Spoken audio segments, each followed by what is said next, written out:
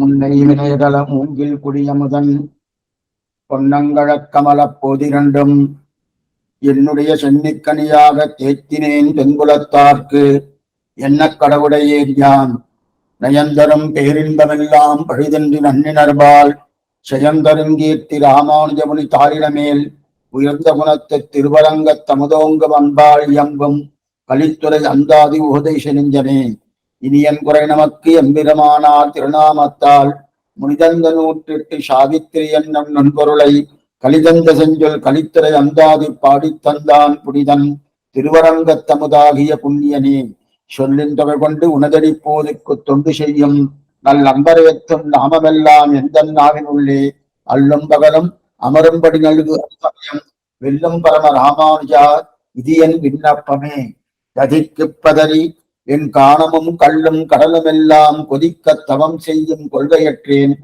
கொல்லிகாவலன் சொல் பதிக்கும் கலிக்கடிபாடும் பெரியவர் பாதங்களே துதிக்கும் பரமன் ராமானுஜன் என்னை சோர்விலடி. ராமானுஜ நூற்றாண்டிலே இந்த பாசுரமானது 14வது பாசுரம். குலசேகராழ்வாருடைய திருவடியை பற்றி ராமானுஜர் என்று தெரிவிக்கிறார். அப்படி என்றால் அவருடைய பிரபந்தம் என்ன? என் காணும் கள்ளும் கடலுமெல்லாம் கொதிக்க. சாமான்யமா பகவானை அடைவதற்குண்டான ஒரு நிலையை நம் முயற்சி என்பது சரணாகதி என்று 2 விதமா சொல்லியிருக்கா. பிரபக்தி, பக்தி அப்படின்றா. பக்தி என்பது ஒரு உபாயம், பிரபக்தி என்பது ஒரு உபாயம். பக்தி உபாயமானால் நம் முயற்சி, பிரபக்தி உபாயமானால் பகவான் நம்மை அழைத்துக் கொண்டு போகிறார். இப்ப பிரபக்தி உபாயம் என்றது அப்ப நாம் பற்றும் பற்று உபாயம் ஆகாது. பிரபக்தி என்பது பகவான் திருவடியே அர்த்தம். நம்ம என்ன சொல்றோம் உடனே பிரபக்தின்னா அப்ப நான் சரணாகதி பண்ணினேன், நான் பண்ண சரணாகதியால பகவான் கொடுத்தார், அப்ப நாம் பண்ணின சரணாகதி உபாயம்னா அதுவும் சாத்தியோபாயத்துல செஞ்சோம். அது பிரபக்தி என்பது சித்தோபாயம். சித்தோபாயம்னு வந்துடுதுன்னா அதற்கு பகவான் திருவடியை தவிர மற்றொன்று கிடையாது. அவர்தான் நம்ம அழைத்துக் கொண்டு போவதற்கு எல்லா விதமான முயற்சி என்ன அவர் சுலபமா பண்ணிடுறார். இருந்தாலும் அவரை பண்றான்னு தெரிவிக்கன்னா பிரபக்தின்னு பேரு.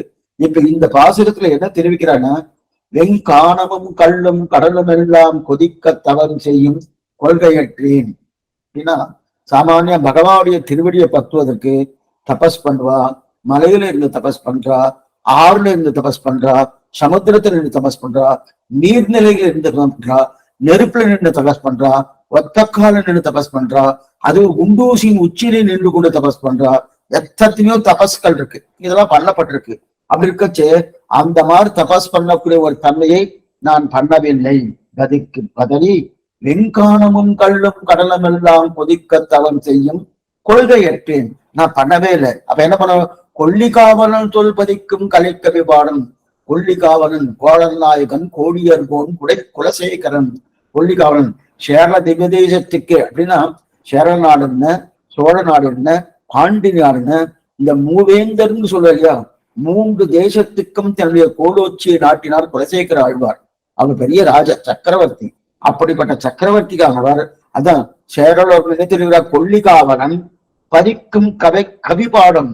அவர் ஏதோ பதித்திருக்காரே, என்ன பதித்திருக்கார்? பெருமாள் திருமொழின்னு பேரு. அப்படிப்பட்ட பதிக்கும் கலை கவிபாடும் பெரியவர் பாதங்களே, அந்த பாசுரங்களை யாரெல்லாம் சேவிக்கிறார்களோ பாதங்களே, அந்த சேவிக்கக்கூடிய திருவடிகளுக்களே பெரியோர்கள், அதான் கலை கவிபாடும் பெரியவர் பாதங்களை துதிக்கும் பரமன். அந்த பெரியோர்கள் இருக்காளியா, அந்த பெரியோர்களை ஸ்தோத்திரம் பண்ணக்கூடியவர் யாரு? சுவாமி ராமானுஜர். இந்த இடத்துல பரமன் பரமன் பரமன் அர்த்தத்துக்கு என்ன? மேம்பட்டவன் அர்த்தம். என்ன சுவாமி மேம்பட்டவன்? பகவான் தானே மேம்பட்டவன். நம்ம இவர் சுவாமி ராமானுஜர் மேம்பட்டவன் சொல்ல முடியுமானா, திருவடிகளை பற்றுவதிலே இவருக்கு சமமானவாள் கிடையாது. யாருடைய திருவடிகள்? பெரியோர்களின் திருவடி. எப்படிப்பட்ட பெரியோர்கள்? குலசேகராழ்வார் திருமொழியாக இருக்கக்கூடிய பெருமாள் திருவடிக்கே அதான் பதிக்கும் கலைக்கவி. அப்படிப்பட்ட பதிக்கும் கலைக்கவி, அந்த கலைக்கவியை பாடக்கூடிய பெரியோர்கள். பதிக்கும் கலைக்கவி பாடும் பெரியவர் பாதங்களே துதிக்கும் ராமன். அப்படிப்பட்ட ராமானுஜன் என்னை சோர்விரனே, அவர் என்னை விட்டு பிரிய மாட்டார்னு தெரிவிக்கிறார் ஆச்சரியமான பதிகம். கடந்த காலக்ஷேபத்திலே இதற்கு முன்னாடி பாசனம் அனுபவிச்சு பெற்றுவிட்டோம். இதற்கு முன்னாடி பாசனம் என்ன? செய்யும் பசுந்தொழவ தொழில் மாலையும் செந்தமிழில் பெய்யும் மறைத்தமிழ் மாலையும் பேராத ஸ்ரீரங்க தையல் கழற்கனியும் பரந்தாளண்டில் ஆதரியா மெய்யன். அந்த கடந்தான் குழந்தாரின்னா தொண்டரடிப்படியாளர் விப்ரநாராயண பேரு. ஆனா அவர் தன்னுடைய பெயரையே மாற்றிக்கொண்டு பக்தாங்குரேனு என்று சொல்லக்கூடிய தொண்டர்களுக்கு அடிப்பொடி, அந்த தொண்டரடிப்பொடியுடைய திருவடியை பத்தின ராமானுஜர் அப்படின்னு தெரிவித்தார் இதுக்கு முந்தின பாசனத்திலே. ஆனா இப்பாட்டாலே என்ன தெரிவிக்கிறான்னா, குலசேகர ஆழ்வாவுடைய திருவடியை நேரடியா பார்த்தல. குலசேகர ஆழ்வாவுடைய பாசுரத்தை யாரெல்லாம் அனுசந்தானம் பண்ணுகிறார்களோ அந்த அனுசந்தானம் பண்ணப்பட்டவுள்ள பெரியோர்கள், அந்த பெரியோர்கள் விழிக்கும் பரமன் சுவாமி ராமானுஜர். அதனால என்ன ஆகுதுன்னா, என்ன அவர் விடமாட்டார். திருவரங்கத்தோட திருவை என்ன அவர் விடப்போவதில்லைன்னு தெரிவிக்கிறார். ஆச்சரியமான பரம். தபஸ் பண்ணின எப்படிப்பட்ட தபஸ்ன்னா, இதாவது பதறி காணமும் கல்லும் கடலும் எல்லாம் கொதிக்க தவம் செய்யும் கொள்கையற்றேன். ரெண்டு அர்த்தம். என் சரீரம் கொதிக்கும்படியான தபசு, இன்னொன்னு தபஸ் பண்றபடியாலே கல்லும் கடலும் கொதிக்கும்படியான தபசு. ரெண்டு தபசு இருக்கணும். இரண்யகசி பண்ணிட்டு கடலெல்லாம் கொதிச்சதான், மழையெல்லாம் வெடிக்க ஆரம்பிச்சான். அத்த கோரமான கௌரவமான தபசு அப்படிப்பட்டது. அதனால ரெண்டு விதமான தபசு. என் சரீரமே ஒவ்வொரு அவயவங்களும் கொதிக்கும். என் சரீரம்னா அதிக மனமுறுத்தல ஒன்றும் தெரியாது, இது சொல்லணும்னா அந்த மாதிரி தபசு உண்டு. இன்னொரு அர்த்தம் என்னன்னா, இல்ல சுவாமி இவருடைய சரீரம் இருக்கட்டும், ஆனா கல் என்ன கடல் என்ன மலை என்ன இதெல்லாம் கொடுக்கும்படியான தபஸ் இல்லையா? அப்படிப்பட்ட தபஸ் அப்படின்னார். அந்த தபஸை இனி நான் செய்ய போவது கிடையாது. அப்பனா பிராப்தியத்துக்கு அனுரூபமான ஆச்சாரிய சம்பந்தம் அடியாக பிராப்தியத்தை பெறுவோம். அந்த ஆச்சாரியன்தான் ராமானுஜர். அப்ப பிராப்தியம் இது, புருஷார்த்தம் அது கடைசி சரமபர்வ நெட்டை, அதாவது ஆச்சாரிய அபிமானமே புருஷார்த்தம் இல்லையா? அப்படிப்பட்ட சரமபர்வ நெட்டையாக இருக்கக்கூட அந்த ராமானுஜர், அந்த ராமானுஜர் என்னை சோர்விலனை ஜாகிரதையா சொல்றாரு பாருங்க. என்னை சோர்விலனா, நான் அவரை விட்டு பிரியவதில்லைன்னு சொல்லல. என்ன பாத்துக்கோ, நான் அவரை விட்டு பிரிவதில்லைன்னு சொல்லல.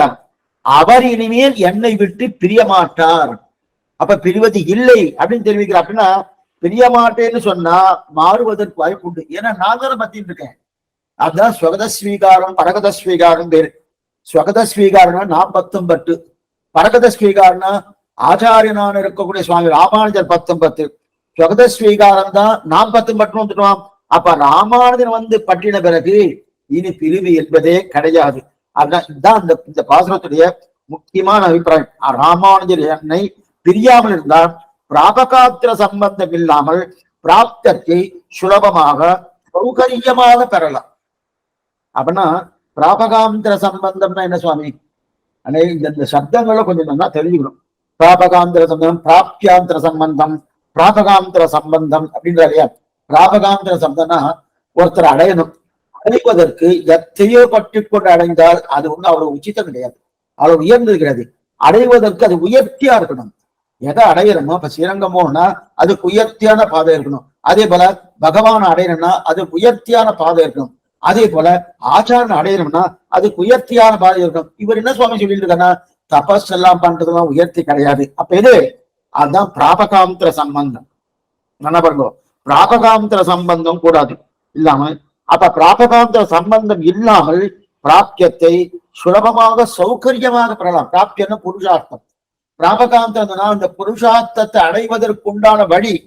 அந்த வழி ஆச்சாரியன் திருவடியே வழி. ஆச்சாரம் நம்ம பத்தணும்னா சுவாமி அவர் திருவடியை பத்தணும். திருவடி பத்தணும்னா யாரை பத்தினா அவர் திருவடி பத்தலாம்? யாரையும் பத்தணும். அவர் திருவடி பத்தினாலே போறோம், அவர் திருவடிக்கு கெஞ்சிட வேண்டாம். அதுதான் பிராப்தியாந்திர சம்பந்தம் இல்லைன்னு அர்த்தம். இன்னொன்னு பத்திட்டு அவர்கிட்ட போன வச்சுக்க, அப்ப பிராப்தியாந்திர சம்பந்தம் இருக்குன்னு இப்ப என்ன தெரிவிக்கிறார் திருவரங்க சமுதனார்னா, எனக்கு பிராப்தியாந்திர சம்பந்தம் இல்லை. என்னமா இல்லைன்னு சொல்றீங்க? இந்த தபஸ் பண்ணக்கூடிய நிலை இல்லையே. என் காணமும் கல்லும் கடலும் எல்லாம் கொதிக்க தவம் செய்யும் கொள்கை அற்றேன். எனக்கு அது கிடையாதுனோ. கிடையாதனால என்ன ஆச்சு சுவாமி? எப்ப பிராப்தியாந்திர சம்பந்தம் இல்லையோ, வேறொன்றை உபாயமாக பற்றி கொண்டு ஆச்சாரியன் திருவடியான ஆச்சாரியன் என்று சொல்லக்கூடிய ராமானுஜ திருவடி பத்தனும் என்கிற எண்ணம் எனக்கு இல்லாதபடியாலே என்ன ஆயிடுது, எனக்கு புருஷார்த்தம் பிராப்தியம் என்ற சொல்லிய புருஷார்த்தம் சுலபமா கட்டிடுச்சு. அப்படின்னா அர்த்தம், அவர் என்ன ஏற்றுக்கொண்டாரு தவிர நான் எந்த விதமான முயற்சியும் பண்ணவே இல்லை. சம்பிரதாயத்துல இது முக்கியமான விஷயம். பகவானை அடையணும், இல்ல பகவதால் அடையணும், அல்லது ஆச்சாரம் அடையணும். அதுக்கு என்ன சுவாமி பண்ணலாம்? கையூட்டு ஏதாவது கொடுக்கலாமா? கையூட்டுன்னா லஞ்சம் சொல்ல பாருங்க. சில பேர் என்ன சொல்லுவாங்க, சுவாமி எனக்கு அந்த சீட்டு வேணும் அதுச்சுன்னா, பள்ளிக்கூடத்துல சீட்டு வேணும்னாலும், அதே போல காலேஜில் இடம் வேணும்னாலும், இல்ல உத்தியோகம் ஏதாவது வேணும்னாலும், இதெல்லாம் கொடுத்தாதான் இன்னைக்கு நிறைய இருக்கணும். அதே போல என்ன கொடுத்தா இதை கொடுத்தோம்னா எதை கொடுத்தாலும் கொடுக்க மாட்டார். அப்பனா அவன் திருவடியை பத்தினா போடும். இதுதான் சம்பிரதாயத்துல ஆறும் பேரும் அவனே, உபாய உபேயம் அவனே, பிராபிய பிராபகம் அவனே. இது நல்லா புரிஞ்சுக்கணும். இது நேர கர்ம பருவ நீட்டை வரைக்கும் கொடுக்கணும். பிரதம பருவ நீட்டை என்பது பகவான் திருவடியை பற்றி கொண்டு பகவானுக்கு கைங்கரியம். சரம பருவ நீட்டை என்பது ஆச்சாரியன் திருவடியை பற்றி கொண்டு ஆச்சாரனை கைங்கரியம். அப்பனா இது ரெண்டுமே உபாய உபேயம் பகவான். அதைத்தான் இங்க தெரிவிக்கிறார். அப்ப ஆச்சரியமான பதிகம். அப்படி இருக்க செய்து அப்படின்னு தெரியுது. அப்ப என்ன தெரியுது, சுலபமா பெறலாம் அப்படின்னாரு. பக்தியாலே இப்ப இன்னொரு ஒரு பெரிய விசாரம். என்ன விசாரம்னா, சரி சுவாமி, அப்ப பகவானை அடைவதற்கு அவன் திருவடி பக்தி கொண்டு அவன் அடையலாம். அதே போல ஆச்சாரியன ராமானுஜர் அடைவதற்கு அவர் திருவடி பக்தி கொண்டு அவர் அடையலாம். அப்ப ஆச்சாரியனே மோட்சம் கொடுக்குறான்னு சொல்லியிருக்கேன். ஆனா இப்ப என்ன விசாரம்னா, பக்தி தானே மோட்சம் கொடுக்குறது. ஞானான் மோட்சதா, பக்தியாலே மோட்சம் சொல்லியிருக்கு, ஞானான் மோட்சதான் சொல்லியிருக்கு, ஞானத்தாலே மோட்சம் சாஸ்திரம் சொல்லியிருக்கு. நீங்க என்னமோ ராமானுஜ சம்பந்தத்தால மோட்சம், ராமானுஜ சம்பந்தத்தால மோட்சம் சொல்லிட்டு சுவாமி, இது ஒன்னும் சரியா இருக்கிற மாதிரி தெரியல. சாஸ்திரம் எங்கயா சொல்லியிருக்கா?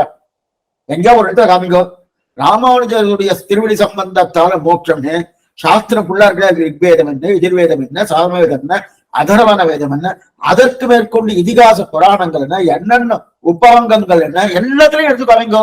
எங்கேயாவது ஒரு இடத்துலயாவது ராமானுஜ சம்பந்தத்தால் மோட்சம் எங்க முழுக்க. ஆனா நீங்க வீணா சொல்லிட்டே இருக்கு. என்ன சொல்லிட்டு இருக்க, இந்த மாதிரி ராமானுடைய திருவடி சம்பந்தம் மோட்சம், ராமானு திருவடி சம்பந்தம் தான் மோட்சம்.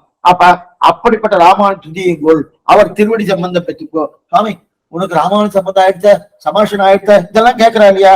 அந்த மாதிரி கேட்டு இருக்கச்சே, இப்ப நீங்க சட்டுன்னு இந்த மாதிரி அங்க சாஸ்திரமும் என்ன சொல்லியிருக்கு, ஞானான் மோட்சா. அந்த ஞானம் எப்படிப்பட்ட ஞானம்? பக்தியோடு கலந்த ஞானமா தான் மோட்சம் சொல்லியிருக்கு.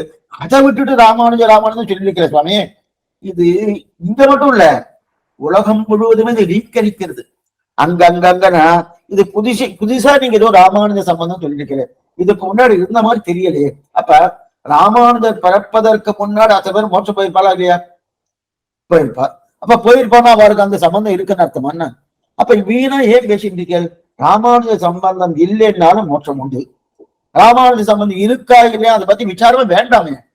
நமக்கு பகவான் திருவடியை பத்தி கொண்டு அந்த ஞானத்தாலே மோட்சம் இருக்கு, பக்தியாலே மோட்சம் இருக்கு. திருவடி ராமானுஜ திருவடி சம்பந்தத்தால எங்கேயும் சொல்லலையேன்னு பெரிய விசாரம். கடந்த காலக்ஷேபத்துல இதைதான் விட்டேன்னு நினைக்கிறேன்.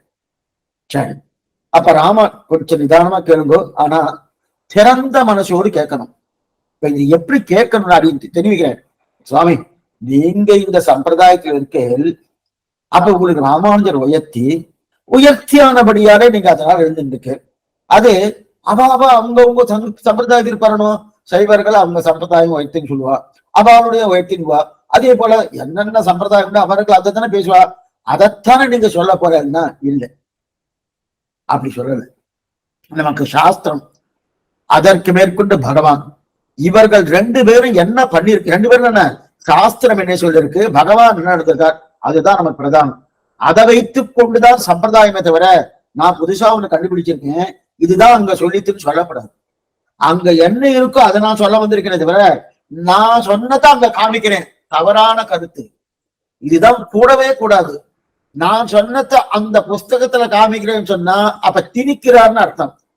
அங்க என்ன இருக்கோ அதை இங்க நான் சொல்றேன்னு சொன்னா அப்ப உண்மையை சொல்றான்னு அர்த்தம். இதனால இரண்டு நிறைய வித்தியாசங்கள் இருக்கு. ஒருத்தர் புஸ்தகத்தை எழுதிட்டார், எழுதி முடிச்சது சுவாமி நான் எழுதியிருக்கணும், அதுதான் அங்க இருக்கு. அது என்னமா சுவாமி இருக்கும்? அப்பனா இவர் திணிக்கிறார்னு அர்த்தம். இவர் தன்னுடைய விருப்பத்துக்கு எழுதிட்டு அதுக்கு தகுந்த வளைக்கிறாரு.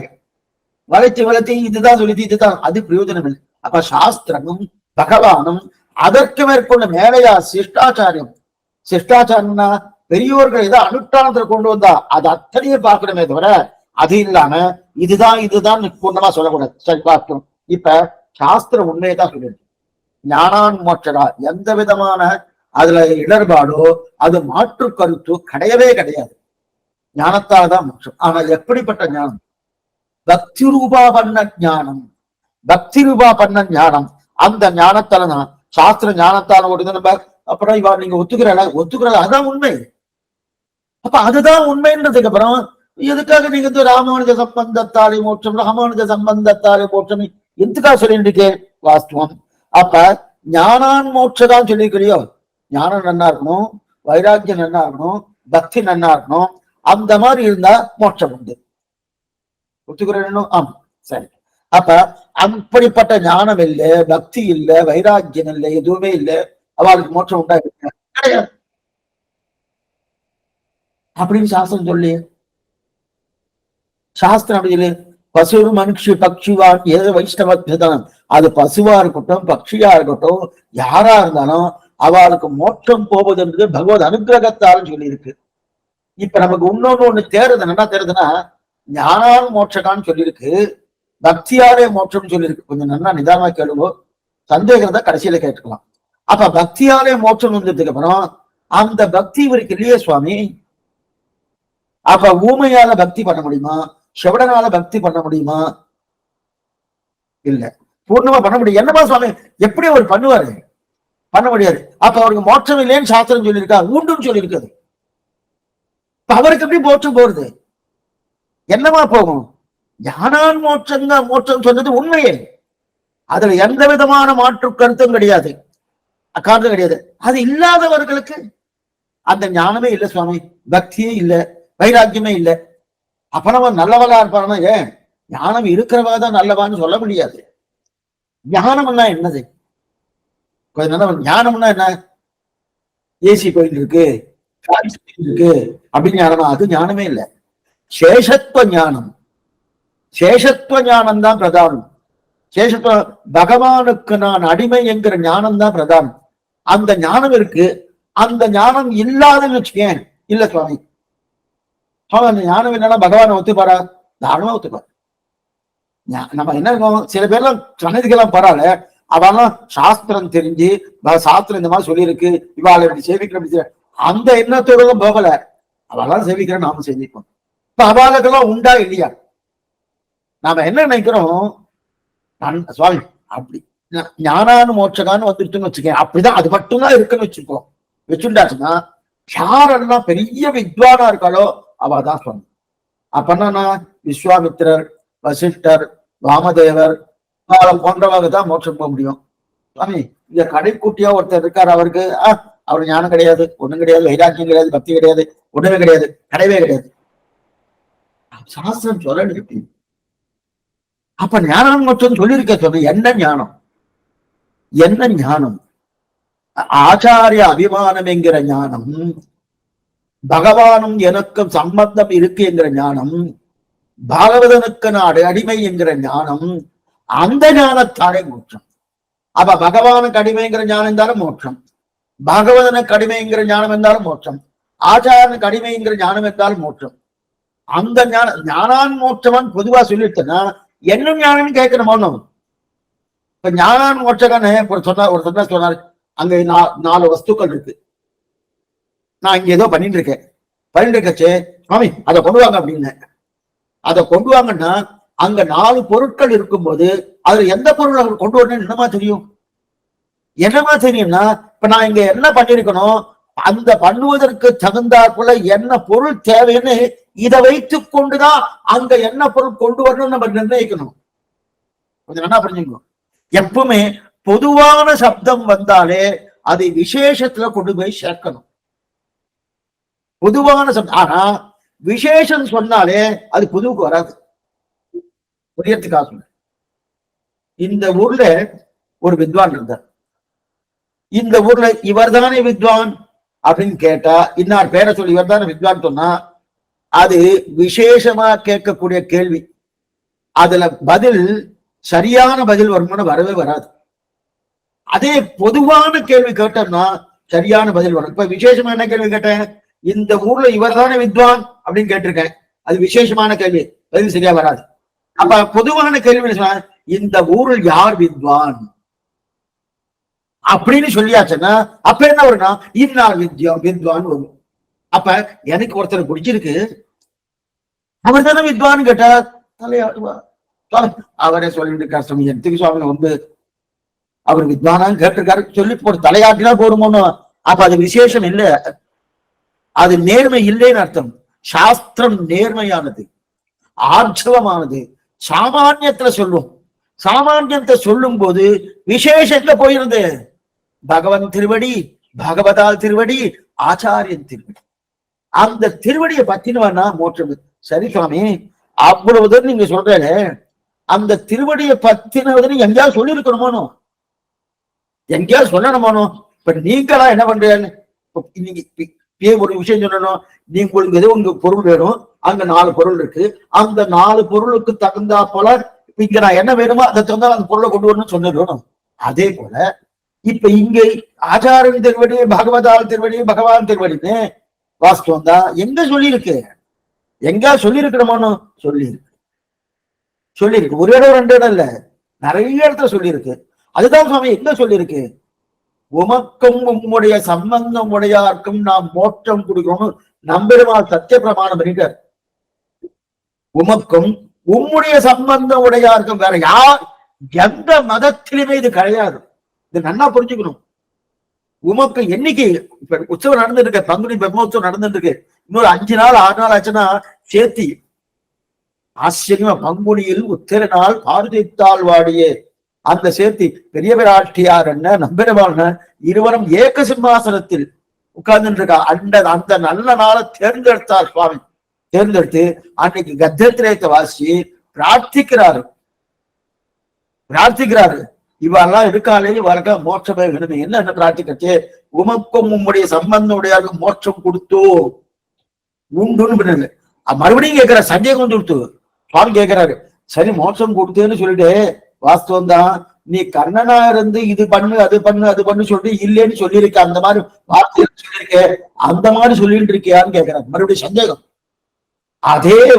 அதே போல கண்ணனா இருந்து கொண்டு அந்த வார்த்தை சொல்றியான்னா இல்ல இல்ல இல்ல, நான் கண்ணனா இருந்த வார்த்தையை சொல்ல, கண்ணனுக்கு பிரதிநிதி பின்னாடி படுத்துட்டு இருக்காரு பெரிய பெருமாள், அவர் தான். இப்ப இங்க யார்கிட்ட கேட்டு நம்பெருமாட்டுக்கிறார், நான் ராமனுக்கு பிரதிநிதி.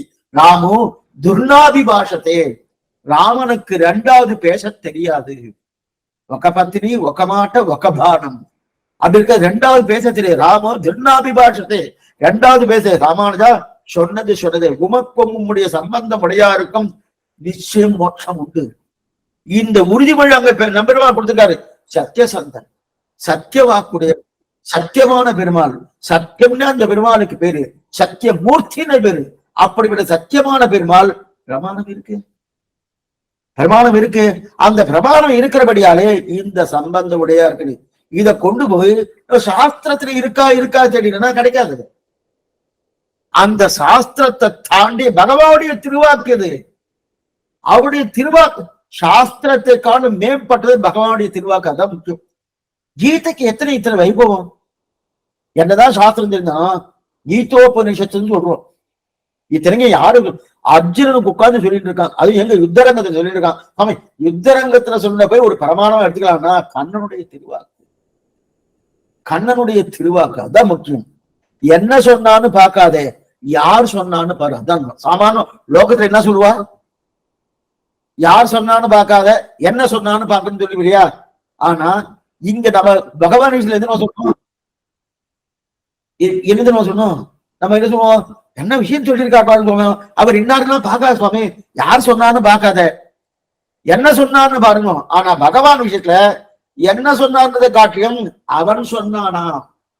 இப்ப அவன் சொல்லியிருக்க நம்பெருமாள் சத்திய பிரமாணம் பண்ணியிருக்காரு, உமக்கும் உடைய சம்பந்தம் உடையாருக்கும் மோட்சம் உண்டு. இது ஒரு இடம். இன்னொரு இடம் என்ன தெரியுமா, தேவப்பெருமாள் காஞ்சி வரதராஜ பெருமாள் ஸ்ரீநிதிம் நிதிம் அபாரம் அர்த்திராம் அர்த்திதார்த்த பரிதான தீட்சிதம் சர்வபூத சுகிருதம் தஜாநிதிம் தேவராஜ மதிராஜமாக அங்கு காஞ்சி தேவப்பெருமாள் குலத்தாழ்வாற்றை தெரிவிக்கிறார்.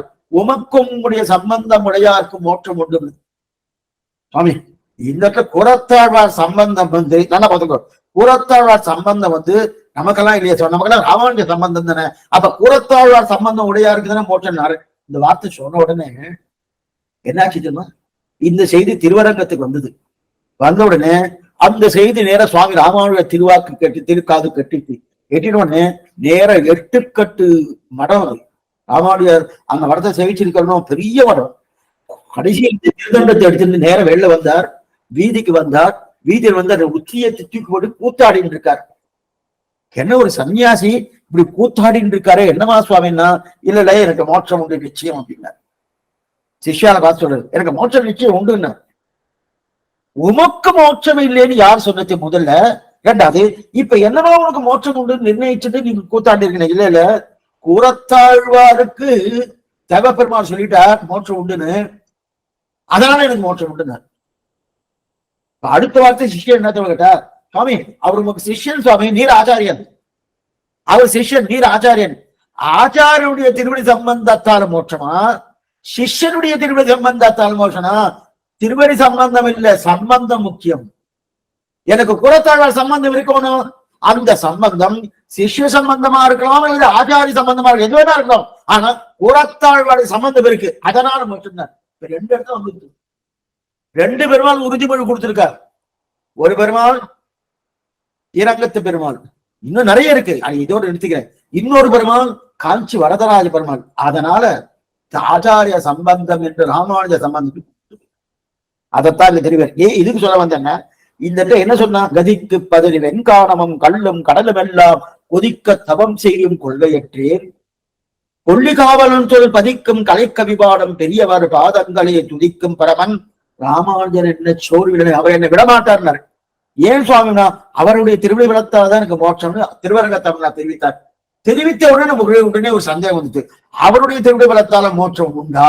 சாஸ்திரம் ஞானான மோட்சம்னு சொல்லியிருக்கேன்னா, இல்ல சாஸ்திரம் சொல்லியிருந்தாலும் சிஷ்டாச்சாரம் இருக்கு. தேவப்பெருமாள் வாக்கு கொடுத்திருக்கார், அதே போல நம்பெருமாள் வாக்கு கொடுத்திருக்கார். அவ 2 பேரும் சத்தியசந்தர்கள் அகமேவ பரந்தத்துவம் தெரிவித்தார். அப்படி இருக்கச்சு சத்தியசந்தனமான முடியாது. அதனால ஞானான மோட்சம் சொன்னது உண்மை. அதே போல ஆச்சாருடைய திருவிடை சம்பந்தத்தால மோட்சம் என்று சொன்னது உண்மை. அது சொன்னது சுவாமி நம்பெருமாள், அதே போல தேவப்பெருமாள் தெரிவித்தார். இப்ப இது எங்க இருக்குன்னா, மேல பாத்திரம் வரப்போகுது.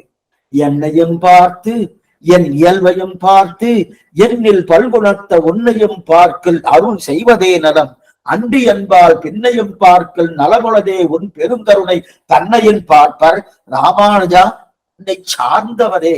ராமானுஜா என்ன பாரு, திருவரந்தவத்தில் இதே ராமானுஜம் இருந்தா அதுல என்ன பாரு, என்ன பண்ண என் சுபாவத்தை பாரு, என்னையும் பார்க்கல் என் இயல்பையும் பாரு, என் சுபாவத்தை பாரு.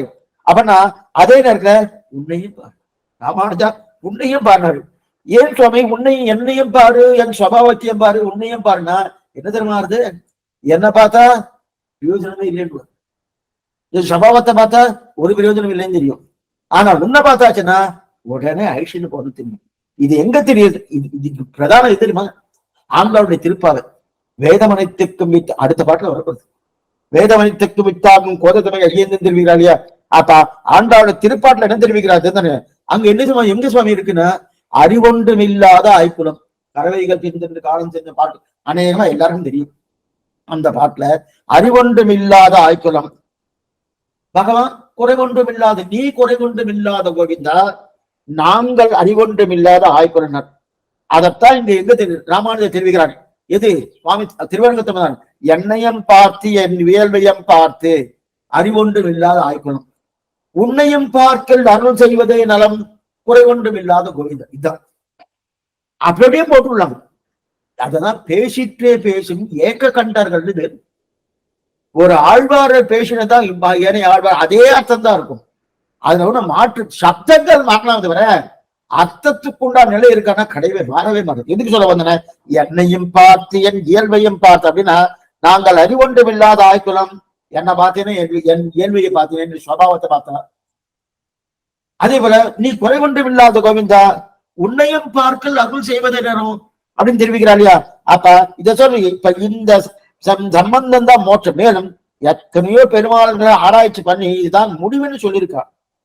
முடிவு சார் ராமானு சம்பந்தம் மோட்சமான ஒவ்வொரு இன்னொன்னு சொல்லிடுறேன். ராமானு சம்பந்தத்தால மோட்சம் சொல்லிட்டேன் சுவாமி. அப்ப நான் சம்பந்தம் பெற்றுட்டேன், விசாமம் இல்லாம சிவபெருந்தர் போய் தீர்த்தம் வாங்கிட்டேன். அந்த அது ஈரவாட தீர்த்தத்தை நன்னா ஒவ்வொரு திருவாதிரைக்கும் போயிட்டு இருக்க சுவாமி. ஈரவாட தீர்த்தம் நன்னா வாங்கிட்டு அப்படின்னு எனக்கு ஒண்ணும் இல்லை. அதுக்கப்புறம் நான் மோட்சமானா அதை திட அத்திவாசியா இருக்கணும். அது வாங்கின்ற படையால கிடையாது, சம்பந்தம் இருக்குன்னு தெரிஞ்சு கொண்டு படியால் கிடையாது. அந்த சம்பந்தம் இருக்குன்னா அதுல பூர்ணமான நம்பிக்கை ஏற்படணும். அதுதான் ரொம்ப முக்கியம். நாம இது என்ன நினைக்கிறோம், மாத்திரை எடுத்து போட்டுக்கிறோம், தூக்க மாத்திரை எடுத்து போட்டுருந்தோடனே தூங்கணுமே அப்படின்னு நினைச்சாதான் தூக்கம் வரும் சுவாமி. அப்படிலாம் ஒண்ணு கிடையாது. அது போட்டுண்டாச்சா தன்னடியே வேலை செய்யும். அந்த மாதிரி எனக்கு சம்பந்தம் கிடைச்சிட்டு இனிமே நான் எப்படி இருந்தாலும் எனக்கு மோசம் அது கிடையாது. அந்த நம்பிக்கை பூர்ணம், அந்த நம்பிக்கை ஏற்படணும் பூர்ணமா. ஆனா அதிக மாற்றலாம் பிரார்த்திக்கிறோம். அந்த நம்பிக்கை ஏற்படும் அளவுக்கு நீ தைரியதான் அரியனுக்கு அனுகிரகம் பண்ணணும்னு அதே ராமானுஜத்தின் வழி தான் பிரார்த்திக்கணும். அந்த பிரார்த்தனை ஏற்பனா அது என்னன்னா நமக்கு காரியம் ஆகாது. பூர்ணமான திட அத்தியவசாயம் உய்ய ஒரே வழி உடையவர் திருவடி, இதைத்தான் தெரிவிக்கிறார். அது பூர்ணமா இருந்து தோட்டிங்க எந்த அப்ப பிரபன்னனான அதிகார கர்மபலன் இருந்தான்னா அவனுக்கு என்ன பிராபவாந்த பரிச்சாதம் அண்ணனும். அப்ப பிரபன்னன் எப்ப ராமானுஜ சம்பந்தம் கிடைச்சதோ மற்ற எதிரினே கால வைக்கப்படாது. எந்த முயற்சியும் பண்ண வேண்டிய அவசியம் கிடையாது. சுவாமி மோட்சம் என்னவா சுவாமி கிடைக்கணும், நான் நல்லது பண்ண நல்லது எல்லாத்தையும் பண்ணணும். ஆனா இந்த நல்லது பண்ணபடியால் ராமானுஜ சம்பந்தத்தாலும் கொடுக்கிறாருன்னா அவர் சம்பந்தத்தாலும் கொடுக்கிறார், நான் பண்ண நல்லதுனால கிடையாது. நல்லா புரிஞ்சுங்க, அதுதான் ரொம்ப முக்கியம். அந்த நம்பிக்கை பூர்ணமா இருக்கணும். அந்த பூர்ணமான நம்பிக்கை தான் இங்க என்ன தெரிவிக்கிறாரு, கண்ணும் கடலும் எல்லாம் கொதிக்க தவம் செய்யும் கொள்கையற்றேன் கொள்ளி காவலன் சொல் பதிக்கும் கலை கவிபாடும் பெரியவர் பாதங்களே துதிக்கும் பரமம் தெரிவிக்கிறார். இப்ப மணவாளமாவுடைய வியாக்கியானத்தை பார்ப்போம். முதல அவதாரிகை 14ஆம் பாட்டு. ஒரே நிமிஷம் தோராதக்காது, ஒரே நிமிஷம். 14ஆம் பாட்டு. ஸ்ரீ குலசேகர பெருமாவுடைய திவ்ய சுக்தியை பாடுமவர்களை ஏத்தும் எம்பெருமானார் என்னை பிரியாமையாலே புருஷார்த்த லாபத்துக்காக துஷக அனுதானங்களை அனுஷ்டிக்கும் சபாகன் போகப்பெற்றேன் என்கிறார். நல்ல ஆச்சரியமான விஷயம். அதாவது துஷகமான சாதனங்கள், துஷகமான சாதனங்கள், துஷகமான சாதனங்கள்னா செய்வதற்கு அரியவை, செய்வதற்கு ரொம்ப சிரமம். வெண்கானமும் கல்லும் கடலும் எல்லாம் கொதிக்க தவம் செய்ய அது பண்ண முடியுமானா சுவாமி காலக்ஷேபத்தை உட்கார்ந்தனால அப்படி ஈஸ்டர்ல போட்டு அப்படி சாஞ்சிட்டு கேட்டு அப்படி தப்புன்னு சொல்லல. தப்பு முடியலன்னா என்ன பண்ணும், சரீரத்துக்கு சரீரம் பர்மிட் பண்ணல என்ன பண்ணலாம். அப்ப கேட்காம விட்டுலாமா சுவாமி அப்படி நின்றுட்டு அப்படி உட்கார்ந்துலாம் பண்ண முடியும்னா எல்லாராலையும் முடியாது. அதுக்கு இருக்கக்கூடிய யோகியத்தை படைத்தவர் பண்றா. வயசா எடுத்து என்ன அநேகமா வயசானதான் வந்து கேட்கிறா. அது என்னமோ தெரியல, சிறு வயசுல இருக்காருல இந்த சம்பிரதாயத்துக்கு வரப்படாதா இல்ல சம்பிரதாய விஷயங்கள் கேட்கப்படாதுன்னா வயசாட்டம் சுவாமி ரிட்டையர்ட் ஆனா பாத்துக்கலாம்னு. அது வரைக்கும் இருக்குன்னு என்ன தெரியும், அடுத்த தினமா வந்து எதுக்கு சொல்ல வந்தனா அதனால அந்த கதிக்கு துஷகமான சாதனங்கள் செய்யறதுக்கு அறிவை அதெல்லாம் ஒண்ணு. அதான் கதிக்கு பதறுவேன் காணமும் கல்லும் கடலும் எல்லாம் கொதிக்க தவம் செய்யும் கொள்கையற்றேன். அப்படி தவிர குலசேகர பெருமாள் திவ்ய சூக்திகளை பெரியோர்கள் பாடுறா இல்லையா, பெருமாள் திருப்படி பாடிட்டு இருக்கா இல்லையா, அந்த பெரியோர்களை ஏற்கிறார் எம்பெருமானார். அப்படின்னா அவர் அதனாலேயே அவர் என்னை பெரிய மாட்டார்கள் திவரணத்தம் தெரிவார். அப்ப அந்த பெரியோர்கள் பாடின பாட்டுக்களை குலசேகர பெருமாள் திருப்படி அந்த பெருமாள் திருவை யாரெல்லாம் ஸ்தோத்திரம் பண்ணுகிறார்களோ யாரெல்லாம் சேவிக்கிறார்களோ இதுல இருந்து என்ன தெரியறதுன்னா 4000 திவ்ய பிரபந்தி சேவிச்சா இவருக்கு யாருக்கு சுவாமி ராமானுஜருக்கு ஆனந்தம். அவருடைய ஆனந்தத்துக்காக நம்ம இருக்கோம். அப்ப அவர் எதை பண்ணா அவருக்கு ஆனந்தம், ஆழ்வாருடைய ஸ்ரீசுக்தியில சேவிக்க அவருக்கு ஆனந்தம். அந்த ஆனந்தத்தால இருக்கிறபடியாலே அந்த ஆனந்தம் இருக்கிறபடியால அவர் என்ன விடமாட்டார். சரி சுவாமி விடமாட்டார்னா அப்ப நீ மோட்சத்துக்கு போதான் பண்ண வேண்டாமா, அந்த சாதனை நாம் பண்ண போறது இல்லையா, மோட்சத்துக்கு போவதுக்குள்ள சாதனை என்ன தபஸோ அந்த நிலையோ எதுவும் பண்ண போவது கிடையாதுன்னு தெரிவிக்கிறார் மணவாளனுடைய அவதாரிகை. அடுத்து மணவாளனுடைய பதபதார்த்தம். கொல்லிகாவனன் குலசேகர பெருமான் பதபத குலசேகர. இவருக்கு பெருமாள்னு ஏன் சுவாமி வர காரணம்? பெருமாள் ஆழ்வார் தானே சுவாமி. ஆனா குலசேகர ஆழ்வார்னு சொல்றா, குலசேகர பெருமாள்னு சொல்றா. அநேகமா குலசேகர ஆழ்வார் சொல்றது அதிகமா இருக்கும். ஆனா இவருடைய கிரந்தத்துக்கே பெருமாள் திருமொழி பேரு.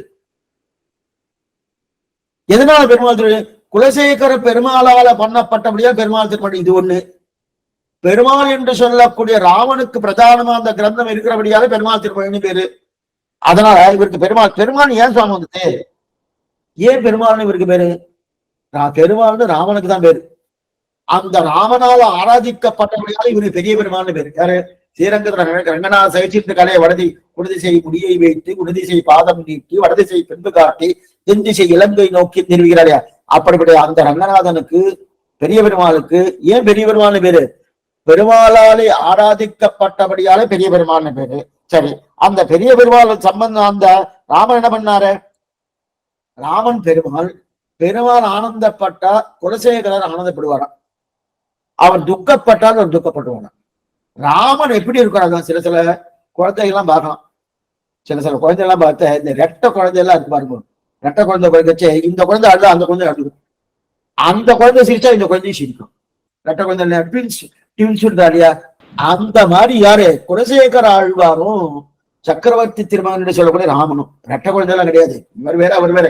அவர் பரமாத்மா கோட்டி, இவர் ஜீவாத்மா கோட்டி, ரெண்டும் வெவ்வேறு தான். ஆனா அந்த அளவுக்கு ஒருத்தருக்கு ஒருத்தர் பாவம், கண்மையே பாவம். என்ன பாவம்னா ராமன் சிரிச்சா இருக்கு சிரிப்பார், அவர் அழுதுட்டாரு இவர் அழுதுட்டா இருப்பாரு. அந்த மாதிரி உண்டா சொன்னீங்கன்னா அத்தனை தூரம் இவர் பண்ணிட்டு இருக்காரு. என்ன காரணம்னா ராமனுடைய சுகதுக்கங்களை தன்னுடைய சுகதுக்கங்களா கொண்டிருக்கார் இவர். ராமனுடைய சுகதுக்கம் எதுவா தனது அப்படின்னு நினைச்சுட்டு இருக்காரு. சாமான்யமா ஆழ்வார்களிலேயே முதலாழ்வார்கள் மூவரும் பரத்துவத்திலே மண்டி கிடப்பார்கள். முதலாள் பொய்கை ஆழ்வார் என்ன, பூதத்தாழ்வார் என்ன, பேயாழ்வார் என்ன, இந்த 3 பேரும் பரத்துவம் சீவை கொண்டுதான் பிரதானமா வேண்டி கிடப்பார்கள். அது திருமேஷி ஆழ்வார் இருக்கார் இல்லையா? ஒவ்வொருத்தருக்கும் ஆழ்வாருக்கு கூடிய குவாலிட்டி என்னன்னு சொல்லிட்டு இருக்கேன். திருமேஷி ஆழ்வார் அந்தர்யாமித்துல மண்டி கிடப்பார். அவருக்கு அந்தர்யாமி தான் என்னன்னா அவருக்கு யோக பிரபாவம் நன்னா தெரியும். அவருக்கு அந்தர்யாமி இந்த 5 நிலைகள் இருக்கணும். அது 5 நிலையில் 4வது நிலை அந்தர்யாமி.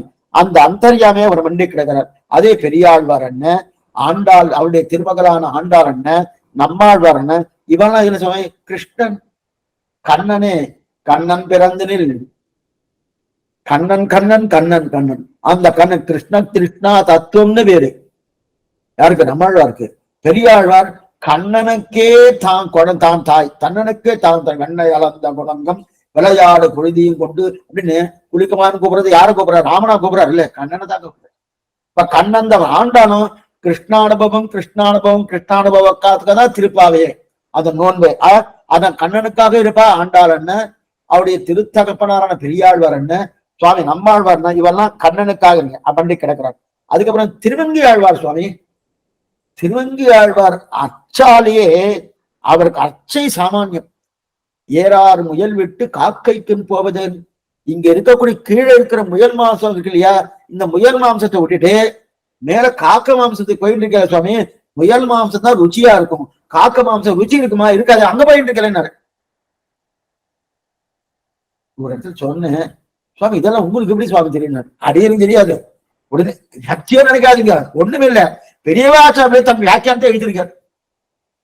சரி, அவருக்கு எப்படி சுவாமி தெரியும்னா அவருக்கு திருவங்கியார் சுவாவம் தெரியுமோ, அந்த சுவாவம் தெரிஞ்சபடியால அவர் எழுதியிருக்காரு. இது சொல்ல வந்தன ஏறாறு முயல் விட்டு காக்கை பெண் போவது என்ன அர்த்தம்னா இங்க கீழே இருக்கிற அப்படின்னு தான். இங்க நம்ம பக்கத்திலேயே இருக்கக்கூடிய முயல் மாம்சத்துல மேல எங்கோ ஆகாசத்தை பறந்துட்டு இருக்கு, அதை கேட்கிறேன் அப்படின்னு அச்சா திருமையின் இருக்க செய்து ஒவ்வொரு வீடுகள் தோறும் அந்த வீடு என்ன திவ்ய தேசம் இருக்க செய்து எங்கோ ஸ்ரீவைகுண்டநாதனா அங்க இருக்காரா தெரியாது.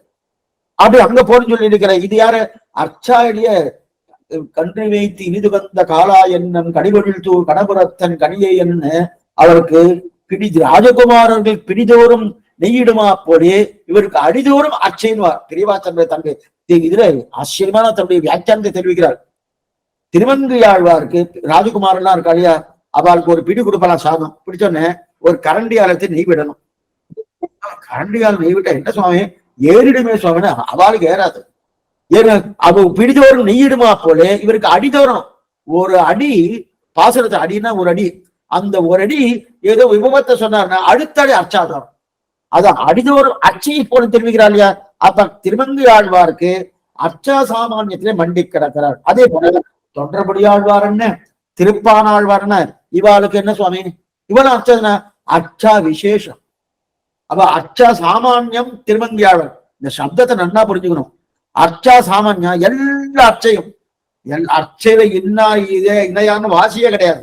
எல்லா அர்ச்சையும் 108 விதேச விமான ஸ்தலங்கள் எல்லாமே சேர்த்து அர்ச்சையில இவருக்கு ஆனந்தம் ஆனந்தம் ஆனந்தம். ஆனா திருப்பான ஆழ்வாரம் சொன்னா அர்ச்சா விசேஷம்.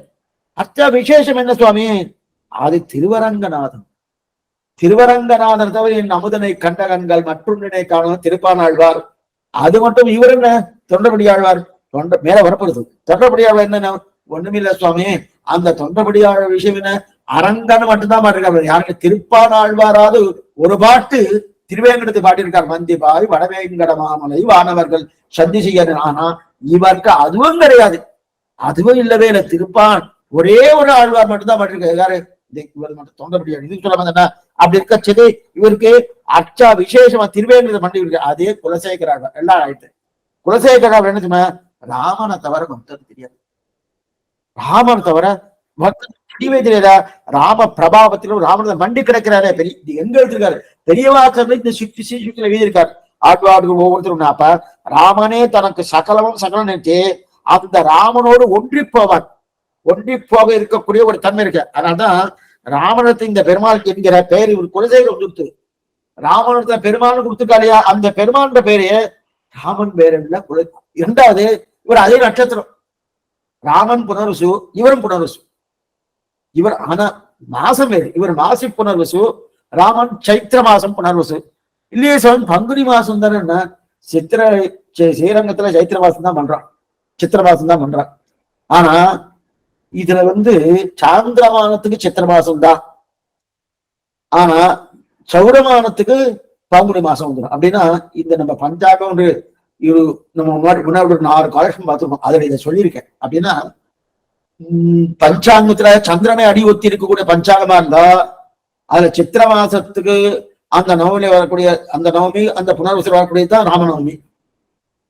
அதே சூரியனை அடி ஒத்தி இருக்கக்கூடிய பஞ்சாங்கமா இருந்தா பங்குனி மாசம் வந்து பங்குனி தான் வந்து இருக்கட்டும். அப்படி இருக்கச்சது இவருக்கு ராமனுடைய நட்சத்திரமே இருக்கிறபடியாலே அது குலசேகர ஆழ்வார் குலசேகர பெருமாள் குலசேகர ஆழ்வார் குலசேகரன். ஏன்னா எதுக்கு சுவாமி குலசேகரன்? இவருக்கு அத்தனை ராம பிரபாவம் மட்டும் இல்ல, ராமன் ராமன் ராமன் தன்னையே ராமனை சில தண்ணி ராமனுக்கு தான் அப்ப இவர் விடுவார்.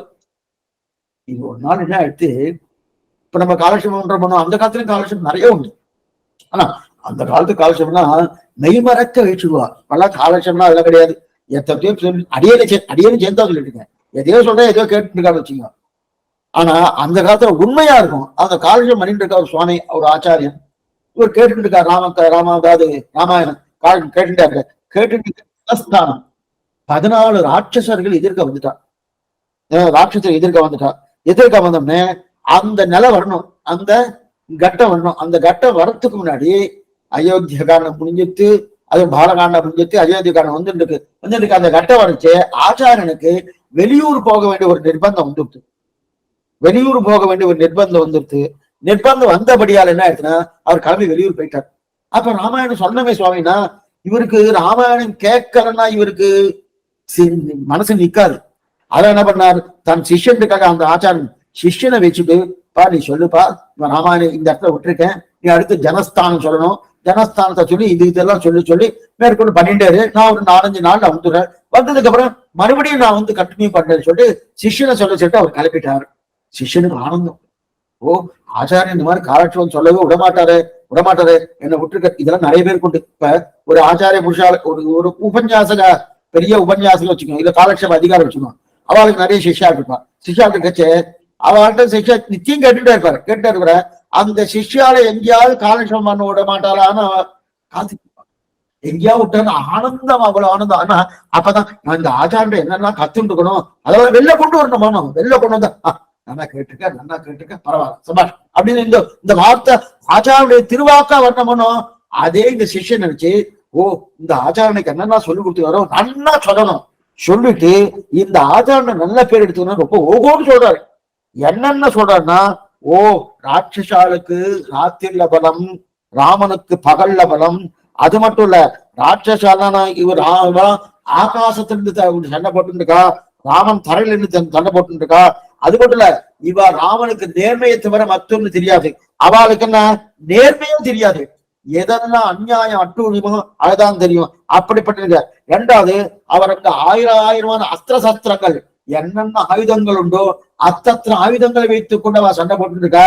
ராமனோ காரங்கத்தை தவிர மற்றொன்னு கிடையாது அப்படின்னு. அது மட்டும் இல்ல இப்படிப்பட்ட ஜனஸ்தானத்துல 14,000 ராட்சசர்கள், அந்த 14,000 ராட்சசர்கள் ஒவ்வொருத்தரும் ஒவ்வொரு நிலையிலிருந்து சண்டை போட்டுருக்கா. இது சமமான யுத்தமே இல்லையே, யுத்தமே. ஆனா யுத்தம் நடத்தணுமே, யுத்தம் நடந்தா வர கொண்டுமா. அப்ப ஜனஸ்தானத்துல சொல்லிட்டு ஆச்சரியப்பட்டு சொல்லிட்டே இருக்கா. ஏன்னா அந்த சீதை யார் சொல்றா, வால்மீகி இதெல்லாம் சொல்லிட்டு இருக்காரு. வால்மீகி ஏன் சொல்றாருன்னா தன்னுடைய விராட்டியான சீதை தன்னுடைய பெண்ணாக அபிமானித்திருக்கார். பெண்ணாக அபிமானித்து இருக்கிற பெண்ணா அபிமானிச்சா ராமன் யார் நல்லா இருது மாப்பிள்ளை. அப்ப இவர் நன்னா இருக்கணும் நன்னா இருக்கணும்ன்றதுக்காக இதெல்லாம் சொல்லிட்டே இருக்காரு. இந்த கதைய உபன்யாசகர் ஆச்சாரம் தன் சிஷ்யனை சொல்லிட்டு போயிட்டார். ஒவ்வொன்றும் பேசுறார் சிஷ்யன். பேசின உடனே இது எல்லாம் வெளியூர் போயிட்டு வந்தோடனே சீத்தையோடு எப்படி வனவாசம் பண்ணா, என்னமா சிரமப்பட்டிருக்கான் லக்ஷ்மணா. இது மட்டும் இல்ல ராமனே சொல்லிக்கிறான், லக்ஷ்மணா அந்த சீத்தையோடு கலந்திருந்தன அந்த கலந்திருந்த நாட்டெல்லாம் ஞாபகம் வரச்சு, அந்த 10 மாசத்தை இழந்தனே அந்த 10 மாசம் திரும்பி வருமா. இத யுத்தம் முடிஞ்சதுக்கு அப்புறம் ஊஞ்சல்ல உட்காந்து சீத்தையிட்டே சொல்றான் ராமன், ஏ பிராட்டியே சீத்தை உன்னோட 10 மாசம் பிரிஞ்சன, திருப்பி அந்த காலத்தை கொண்டு வர முடியுமா. என்னால கொண்டு வர முடியாது. ஏன்னா சொல்றது யாரு, சர்வேஸ்வரன், சர்வஜன், சர்வசக்தன், எல்லா காலத்துக்கும் அதிபதி. அந்த காலத்துக்கு அதிபதியா இருக்கக்கூடிய இவனே போன காலம் தான். அந்த காலத்தை திருப்பி நான் கொண்டு வர முடியுமா, கொண்டு வர முடியாது. அது மட்டும் இல்ல நான் என்னுடைய தகப்பனாருடைய திருவடி நிழல் தான் நான் வாழணும்னு நினைச்சிட்டு இருந்தேன். என்னமோ தெரியல அந்த யாருக்கு சித்தி கைகேயிதானே வந்தா, அது வரும் அவளுக்கு பிடிக்கல, என்ன பண்றது.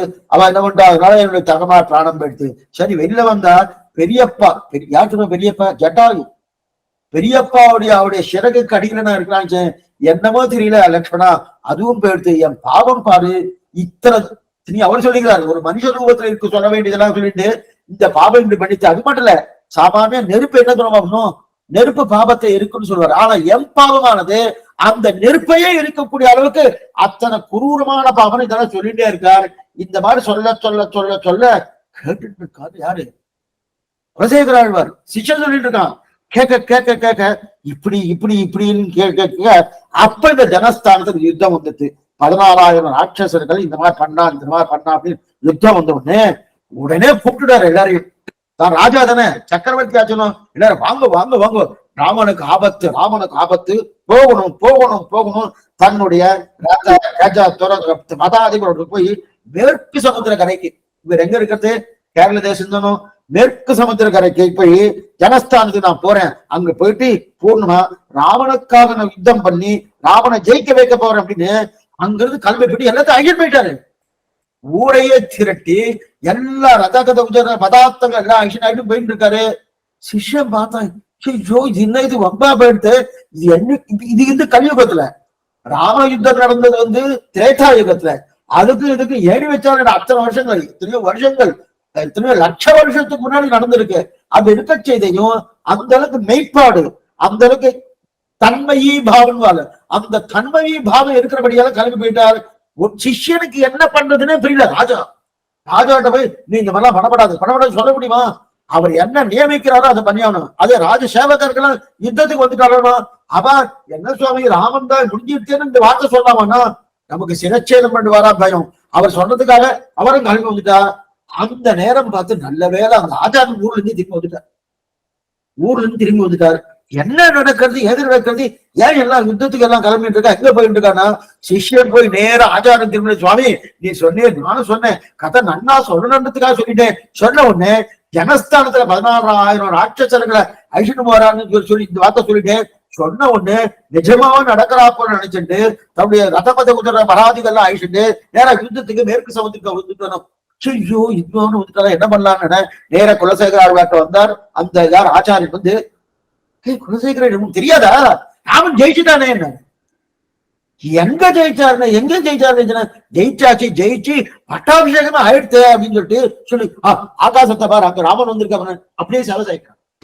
ராமன் பிராட்டியோடு சேவை சாய்க்க அப்படின்னு. அது மட்டும் இல்ல, அவர் இன்னொரு விஷயம் என்ன சொல்றாருன்னா, ராமனுக்கு அங்க அடியெல்லாம் பட்டதுன்னு சொல்லிட்டு இருக்கிற அங்க அடிபட்டாவிட பிராட்டி ஆலிங்கனம் பண்ணிட்டா. சீதா பிராட்டி தந்துருட்டா சத்ருகந்தாரம் மகர்ஷீனாம் சிவாவகம் பகூபவருத்தா வைதேகி பக்தாரம் பரிசத்து அவ ஆலிங்கனம் பண்ண உடனே ராமன் திருமையில அவள் அந்த ராட்சசெல்லாம் அடிச்சிருப்பா இல்லையா, அங்க ரத்த கரலா இருந்திருக்குமானோ, அந்த ரத்தம் பிரவேசிக்க சந்தான கரணி விஷல்ய கரணின்னு பேரு. இதெல்லாம் வருது.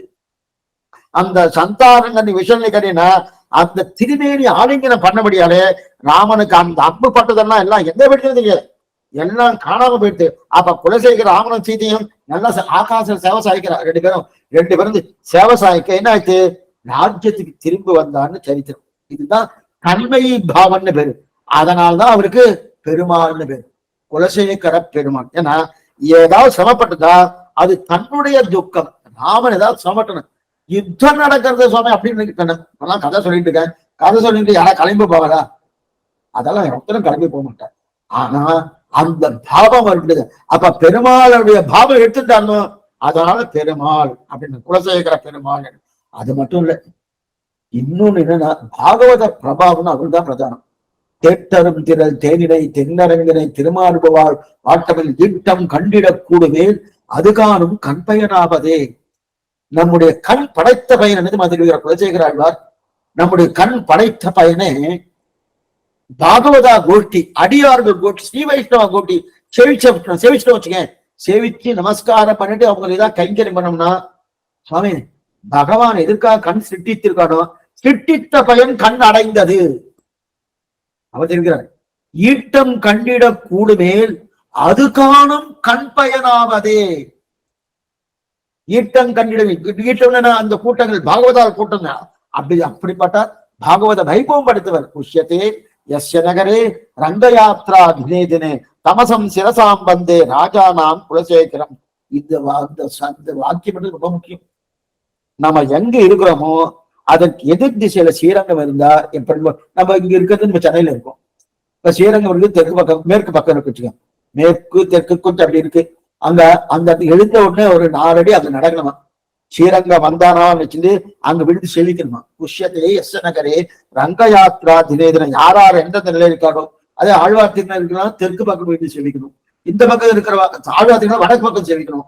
நாமெல்லாம் அவனை தெற்கு பக்கம் சேவிக்கணும் இல்லையா, அந்த மாதிரி சேவிக்கணும். சேவிச்சா என்ன சுவாமி, குலசேகர ஆழ்வாருடைய சம்பந்தம், அவருடைய திருமணி சம்பந்தம் இருக்குன்னு அர்த்தம். குலசேகர ஆழ்வாருடைய திருமணி சம்பந்தம் இருக்குன்னா காத்தால எடுத்த உடனே நேர திருவரங்கநாதர் விழுந்து சேவிக்கணும். அடியார்கள் வாழ அரங்கநகர் வாழன்னு தெரிவிக்கிறார் இல்லையா.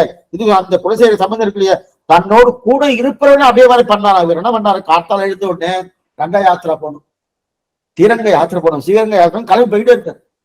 கிளம்பி போயிட்டு தான். அப்ப ராஜ்ய பரிபாலனம் யாரு பண்றது, ராஜ பரிபாலனம் பண்ணும். அதெல்லாம் என்ன பண்ணா, அங்க இருக்கிறாள்னா இவர் இந்த மாதிரி போயிட்டு இருந்தா பிரயோஜனம் இல்லை. மந்திரிமாரெல்லாம் என்ன பண்ணா, இவருக்கு ஸ்ரீவைஷ்ணவான்னா ரொம்ப பிரியமானும், பாகவதால் ரொம்ப பிரியமானும். அதனால என்ன பண்ணாரு, கிளம்பி போறதுக்கு முன்னாடி 10 பாகவதால வர வச்சுருவாங்களாம். வர வச்சோடனே வந்திருக்காரு, இவருக்கு சத்யாரியம் பண்ணுமே, பாகவத கைங்கரியம் ஒண்ணு. பகவத் கைங்கரியத்தை காட்டிலும் பாகவத கைங்கரியம் தான் ரொம்ப முக்கியம்.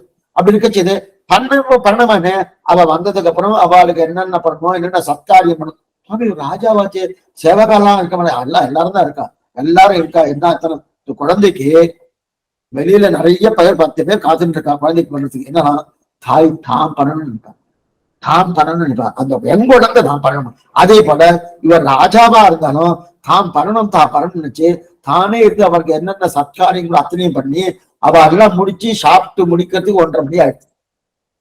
டைம் ஆயிடுச்சு, என்ன ஆயிடுச்சு, டைம் ஆயிடுச்சு. சரி நாளைக்கு போய்க்கலாம், ரங்க யாத்திரா போகணும், நாளைக்கு போகலாம். அங்க இவர் இருக்கிறதுங்க சேர தேசத்துல இருக்காரு, அப்படின்னா கேரள தேசத்துல இருக்காரு. அந்த கேரள தேசத்து கட்சி நாளைக்கு போய்க்கலாம் இங்க இருந்து கிளம்பிடுவார். கிளம்பி நாளைக்கு திருப்பி அந்த மந்திரிமார்கள் என்ன பண்ணுவா, திருப்பி இன்னொரு 10 சீவேஷம் கொண்டு வருவா. இப்படியே நித்தியம் பண்ணிட்டு பண்ணுது எங்க போகுது சுவாமி? ரங்க யாத்திரா தினே தினே நித்தியம் பகவன் புஷ்யத்தை எஸ் நகரே ரங்க யாத்திரா தினே தினேன்னு எப்படி நடந்துருந்தது. இவர் என்ன ராஜ்ய பரிபாலம் சரியா பண்ண மாட்டார் போட்டுக்கு. அது எதனால வேணும்னா இவாளுக்கு சீவைஷ்ணவான் பாகவதம் ரொம்ப பிரியமா இருக்க, அவளோட ஒரு வெறுப்பு ஏற்படுத்தணும். என்ன பண்ணலாம்? ஏன்னா அந்த காலத்திலே உண்டு. நாம என்ன நினைக்கிறோம், இன்னைக்குதான் யாரோ இந்த தீவிரவாதிகள் என்ன தீவிரவாதிகள்னா இந்த சீவைஷ்ணவர்கள் எதிர்த்தட்டா இருக்கிறான்னா கடவுள் இல்லை, இவா இல்லை, அவா இல்லை, என்னன்னோ பேசுறானோ. இன்னைக்கு புதுசா வந்தெல்லாம் கிடையாது. இவருக்கும் ரொம்ப சாமர்த்தியமா இன்னைக்கு புதுசா நினைச்சிருக்கு. அன்னைக்கே உண்டு, அன்னைக்கே உண்டு. அன்னைக்கு அந்த மாதிரி அந்த மந்திரிகள்லாம் என்ன பண்ணா, இப்ப இவா மேல ஒரு படிய போட்டு வச்சுக்கேன், பாகவதால்னா நல்லவா கிடையாது, தீயவர்கள் அப்படின்னு படிய போட்டாச்சுன்னா அடுத்த நாள்ல இருந்து சரி சுவாமி இனிமே அவ எப்படி அவ தீயவாளா இருக்க, இத்தனை நாள் தெரியாதனமா அவள் கைங்கரை பண்ணிட்டு அந்த கைங்கரத்தை விட வேண்டியதா அப்படின்னு ராஜ்ய பரிபாலனத்துக்கு கொண்டு வரணும். அதனால அப்படின்னு ஒரு ஏற்பாடு பண்ணி ஒரு நகையை காணாம போயிடுத்து இந்த பாகவதால் தான் எடுத்தான்னு பழி போட்டான். இந்த பாகவதான் எடுத்தான்னு பழி போட்டான். இவருக்கு தெரியல. இவர் என்னதான் வந்தாரு, என்ன ஆச்சுன்னா இந்த மாதிரி பாரு உங்க பாகவதால் தான் எல்லாம் நகை எடுத்துட்டான், இந்த திருடிட்டா அப்படின்னு சொல்லிட்டா. அப்ப அவர் சொன்ன ஒரு விஷயம்தான். என்ன பண்ணனா, ஒரு குடத்துல கருணாகத்தை கொடுங்க, அந்த அவர்கள் திருடி இருந்தா நான் அதுக்குள்ள கை வைக்கிறேன், அந்த கருணாகம் என்னை தீண்டட்டும், அது என்ன தீண்டவில்லை என்றால் அவர்கள் திருடலைன்னு அர்த்தம் அப்படின்னு ஒரு பாசனமா இருக்கு. ஆரங்கட பரநண்பர் கொள்ளார் அன்றே அவர்களுக்கே வாரம் கொடு குடப்பாம்பில் கையிட்டவன் மாற்றரறி வீரம் கெடுத்த செங்கோல் கொள்ளி காவலன் வில்லவர் போன் சேரன் குலசேகரன் முடிவேந்தது சிகாமணியே. சேரன் குலசேகரன் அந்த ரத்னாகாரத்தை ஸ்ரீவைஷ்ணவன் தான் திருடிட்டான்னு சொல்ல, அத்தனை பேருல ஸ்ரீவைஷ்ணவன் என்ன அடியார் அதிசெய்யார் செய்தாரேல் நன்றி செய்வார் என்பர் போல். இது யாருடைய வார்த்தை? பகவானுடைய வார்த்தை. என்னுடைய அடி ஸ்ரீவைஷ்ணவா தவறு பண்ண மாட்டார். அப்புறம் என்ன சேர்த்துக்கணும்? தவறு பண்றவர்கள் ஸ்ரீவைஷ்ணவா இருக்க மாட்டான்னு அர்த்தம் இல்லையா சுவாமி? இருந்து பண்றான்னா அவன் ஸ்ரீவைஷ்ணவம் இல்லைன்னு அர்த்தம். நெத்தில திருமணம்லாம் இருக்கானா? இருக்கு, மேல் வேஷம் இருக்கு, உள் வேஷம். ஏன்னா இப்ப நல்லா புரிஞ்சுக்கணும், இவர் ஸ்ரீவைஷ்ணவர் சுவாமி ஆனா தப்பு பண்றாரு, சேரவே சேராது. இவர் ஸ்ரீவைஷ்ணவர் ஆனா தப்பு பண்றாருன்னா இது போலன்னா சுவாமி இவர் பெண்ணா இருக்கார், ஆனா ஆணுக்குண்டான சுபாவம் இருக்குன்னா அது வீர தீர பராக்கிரமா அது இருக்கலாம். ஆனா உடல் ரீதியா ஆணுக்குண்டான தன்மை வருமானம் வரவே வராது. அது என்னமா வரும்? அது ஆணுக்குண்டான ஒரு தன்மை இருக்கச்சே, உடல்வாக இருக்கச்சே, பெண்ணுக்குண்டான உடல் ரீதியா வரும்னா வராது.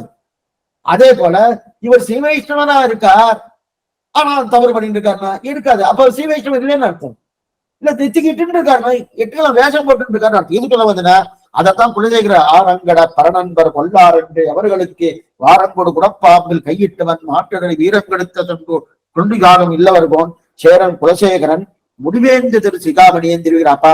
அந்த ஆலச நல்லா இருக்கிறதுல பண்ணணும். இந்த இடத்துல இன்னொரு விஷயம் சொல்றது கொல்லிக்காவன். இப்ப அதுக்கு மேல சேரன் குலசேகரன் தெரிவித்தாரு, கதிக்கு பதவி வெண்கானமும் கல்லும் கழுவெல்லாம் குதிக்க தவன் செய்யும் கொள்கையற்றேன் கொல்லி காவலன் சொல் பதிக்கும் கலை கவி பாடும். கொல்லி காவலன் சொல் குலசேகருடைய பாசனம் எப்படி இருக்கு? குலசேகருடைய பாசனம் எப்படி இருக்குன்னா ரெண்டு விதமா சொல்லலாம். சாமான்யமா ஒரு ஹாரம் இருக்கணும். ஒரு ஹாரத்தை அதை ஆறுனா ரத்னஹாரம்னு வச்சுக்கணும். அந்த ரத்னஹாரத்துல நம்ம தங்கத்துல பதிக்கலாம். தங்கத்தை தான் பதியாத வழி கிடையாது. தங்கத்துல பதிச்சதுக்கு அப்புறம் தங்கம் அதிகமா வெளியே தெரியுமா இல்ல அந்த ரத்னம் அதிகமா வெளியே தெரியுமா? சாமான்யமா நீங்க தெற்கு பக்கம் போறேன்னு வச்சுக்கோ, ஆழ்வார் திருப்பி அந்த பக்கம் போறீங்கன்னா ஆரத்துல தங்கம் அதிகமா தெரியும், ஆனா ரத்னம் குறைச்சலா இருக்கும். ஆனா இந்த பக்கம் இந்த தொண்டர் மண்டல பக்கம் இருக்கு இல்லையா, இங்க தங்கம் அதிகமா தெரியாது, ரத்னம் தான் நன்னா முன்னின்று இருக்கும். அதே போல இங்க எப்படி இருக்கு? பதிக்கும் கலை கவிபாடும் பெரியவர் பாதங்களே. பதிக்கும் கலைக்கணும், கலை சொல் பதித்த மாத்திக்கணும். கலை சொல் பதித்த அப்படின்னா ரத்னத்தை பதிக்கிறார். இந்த ரத்னம் எதுன்னா என்ன பாத்துக்கலாம்? ரத்னம் எது? வேத வேதாந்தங்கள் தான் ரத்னம். அந்த ரத்னத்தை பதிக்கிறார். ரத்னம் என்பது சம்ஸ்கிருத சொல்லான வேதாந்தம். ஆழ்வார் பாடுறது கலை சொல். கலை சொல் பதிக்கும் கலை கவிபாடும் பெரியவர் பாதங்களே. அப்ப ரத்னத்தை ஆழ்வார் சொற்களை கொண்டு பதிக்கணும். அந்த ஆழ்வார் சொல் தான் என்னது? தங்கம். தங்கம் என்கிற ஆழ்வார் சொற்களுக்குள்ளே எதை கொண்டு வந்து வைக்கணும்? சம்ஸ்கிருத வேதத்தை கொண்டு வந்து பதிக்கணும். அப்ப ரத்னமான சம்ஸ்கிருத வேதம் ரொம்ப அழகா தெரியும். அப்ப எதுக்கு சுவாமி தங்கம் வேணும்? இருக்கமான்னா தங்கம் இருக்கணும். தங்கம் இருந்தா தான் ரத்னமே நிற்கும். தங்கம் இல்லைன்னா ரத்னம் நிக்குமா? ரத்னம் எப்பவுமே காமிச்சுட்டு இருந்தா அது ஹாரமா பண்ண முடியாது. தங்கத்தை அடிக பண்ணி போடணும்னா அது சாரி ரத்ன அடிகையா போட்டுக்கணும். அதுக்கு பின்னாடி தங்கம் இருக்கணும். அதே போல ரத்னமே போடுமா? தங்கம் எதுக்கு இல்லையா? ரத்னத்தை கட்டி கொடுக்கணும். தங்கம் இல்லாம அது நிற்காது. அப்ப ரத்னத்தின் அழகு தெரியணும்னா அதுக்கு தங்கத்தை சேர்த்தா தான் தெரியும். அப்ப அதே போல முன்னாடி இருக்கும் சங்கத்துக்கும் இப்ப இருக்கும் என்ன பாருங்க, எப்படின்னா முன்னாடி ரத்னம் இருக்கணும். அந்த ரத்னம் நல்லா தெரியணும். அந்த ரத்னம் தெரியணும்னா சாஸ்திர வாக்கியங்கள் தான் பிரதானமா இருக்கணும். அப்ப தன்னுடைய சொற்கள் தங்கத்தை போல அது நல்லா பிடிச்சுட்டு இருக்கணும். சாமான்யமா எது போறன்னா தங்கத்துக்கு பிராதானியம் கொடுக்க, ரத்னத்துக்கு தான் பிராதானியம் கொடுக்கணும். ரத்னத்துக்கு பிராதானியம் கொடுத்து அந்த ரத்னம் நிற்பதற்கு தங்கம் இருக்கணும். இது ஒரு எக்ஸாம்பிள் தரேன். முன்காலத்துல சங்கீதம் எல்லாம் பண்றாங்க, பாட்டுலாம் பாடுவாங்க சங்கீதம். அந்த சங்கீதம் பாடுச்சு அந்த பாட்டுக்கு பிராதானியம் கொடுத்து பக்கத்துல வாத்தியம் மத்தெல்லாம் இதெல்லாம் வாசிப்பாருன்னா அது பிராதானியம் கொடுக்க மாட்டான். பிராதானியம் அவ அடக்கிதான் வாசிக்கணும். அப்படி அடக்கி வாசிங்க இதுதான் அது பிரதானம். அவ அடக்கி வாசிக்கணும். ஓஹோன்னு வாசிக்கப்படாது. ஓஹோன்னு வாசிச்சா இவ என்ன சப்தத்தை சொல்றான்னு கேட்கவே கேட்காது. அப்ப இவ சப்தத்துக்கு பிராதானியம் கொடுத்துட்டு அவளுடைய வாத்திய வாசி குறைச்சலா இருக்கும். அது இது போல தங்கத்தை குறைச்சலா வச்சு அந்த தங்கம் ரத்னத்தை வைப்பதற்காக தங்கம் இருக்கு. அதே போல இந்த பாட்டுக்காக அந்த வாத்தியங்கள், வாத்தியத்துக்காக பாட்டு அப்படி கிடையாது. அந்த காலத்துல அடிச்சு இப்பெல்லாம் அப்படி இல்லை.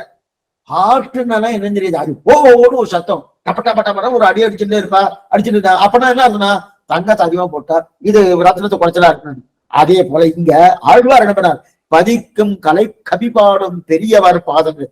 பதிக்கும் கலை கவி என்ன பதிச்சிருக்காருன்னா ரத்னத்தை பதிச்சிருக்காரு. அந்த ரத்னம்ங்கிற சாஸ்திரத்தை பதிச்சா இல்லையா? அப்படிப்பட்ட சாஸ்திரத்தை பதிக்கும் போது அங்க தமிழ் பாஷையாக இருக்கக்கூடிய தங்கம் என்ன அத உள்ளுக்குள்ள வச்சுட்டு ரத்னம் தான் தெரியுது. அதான் பதிக்கும் கலை.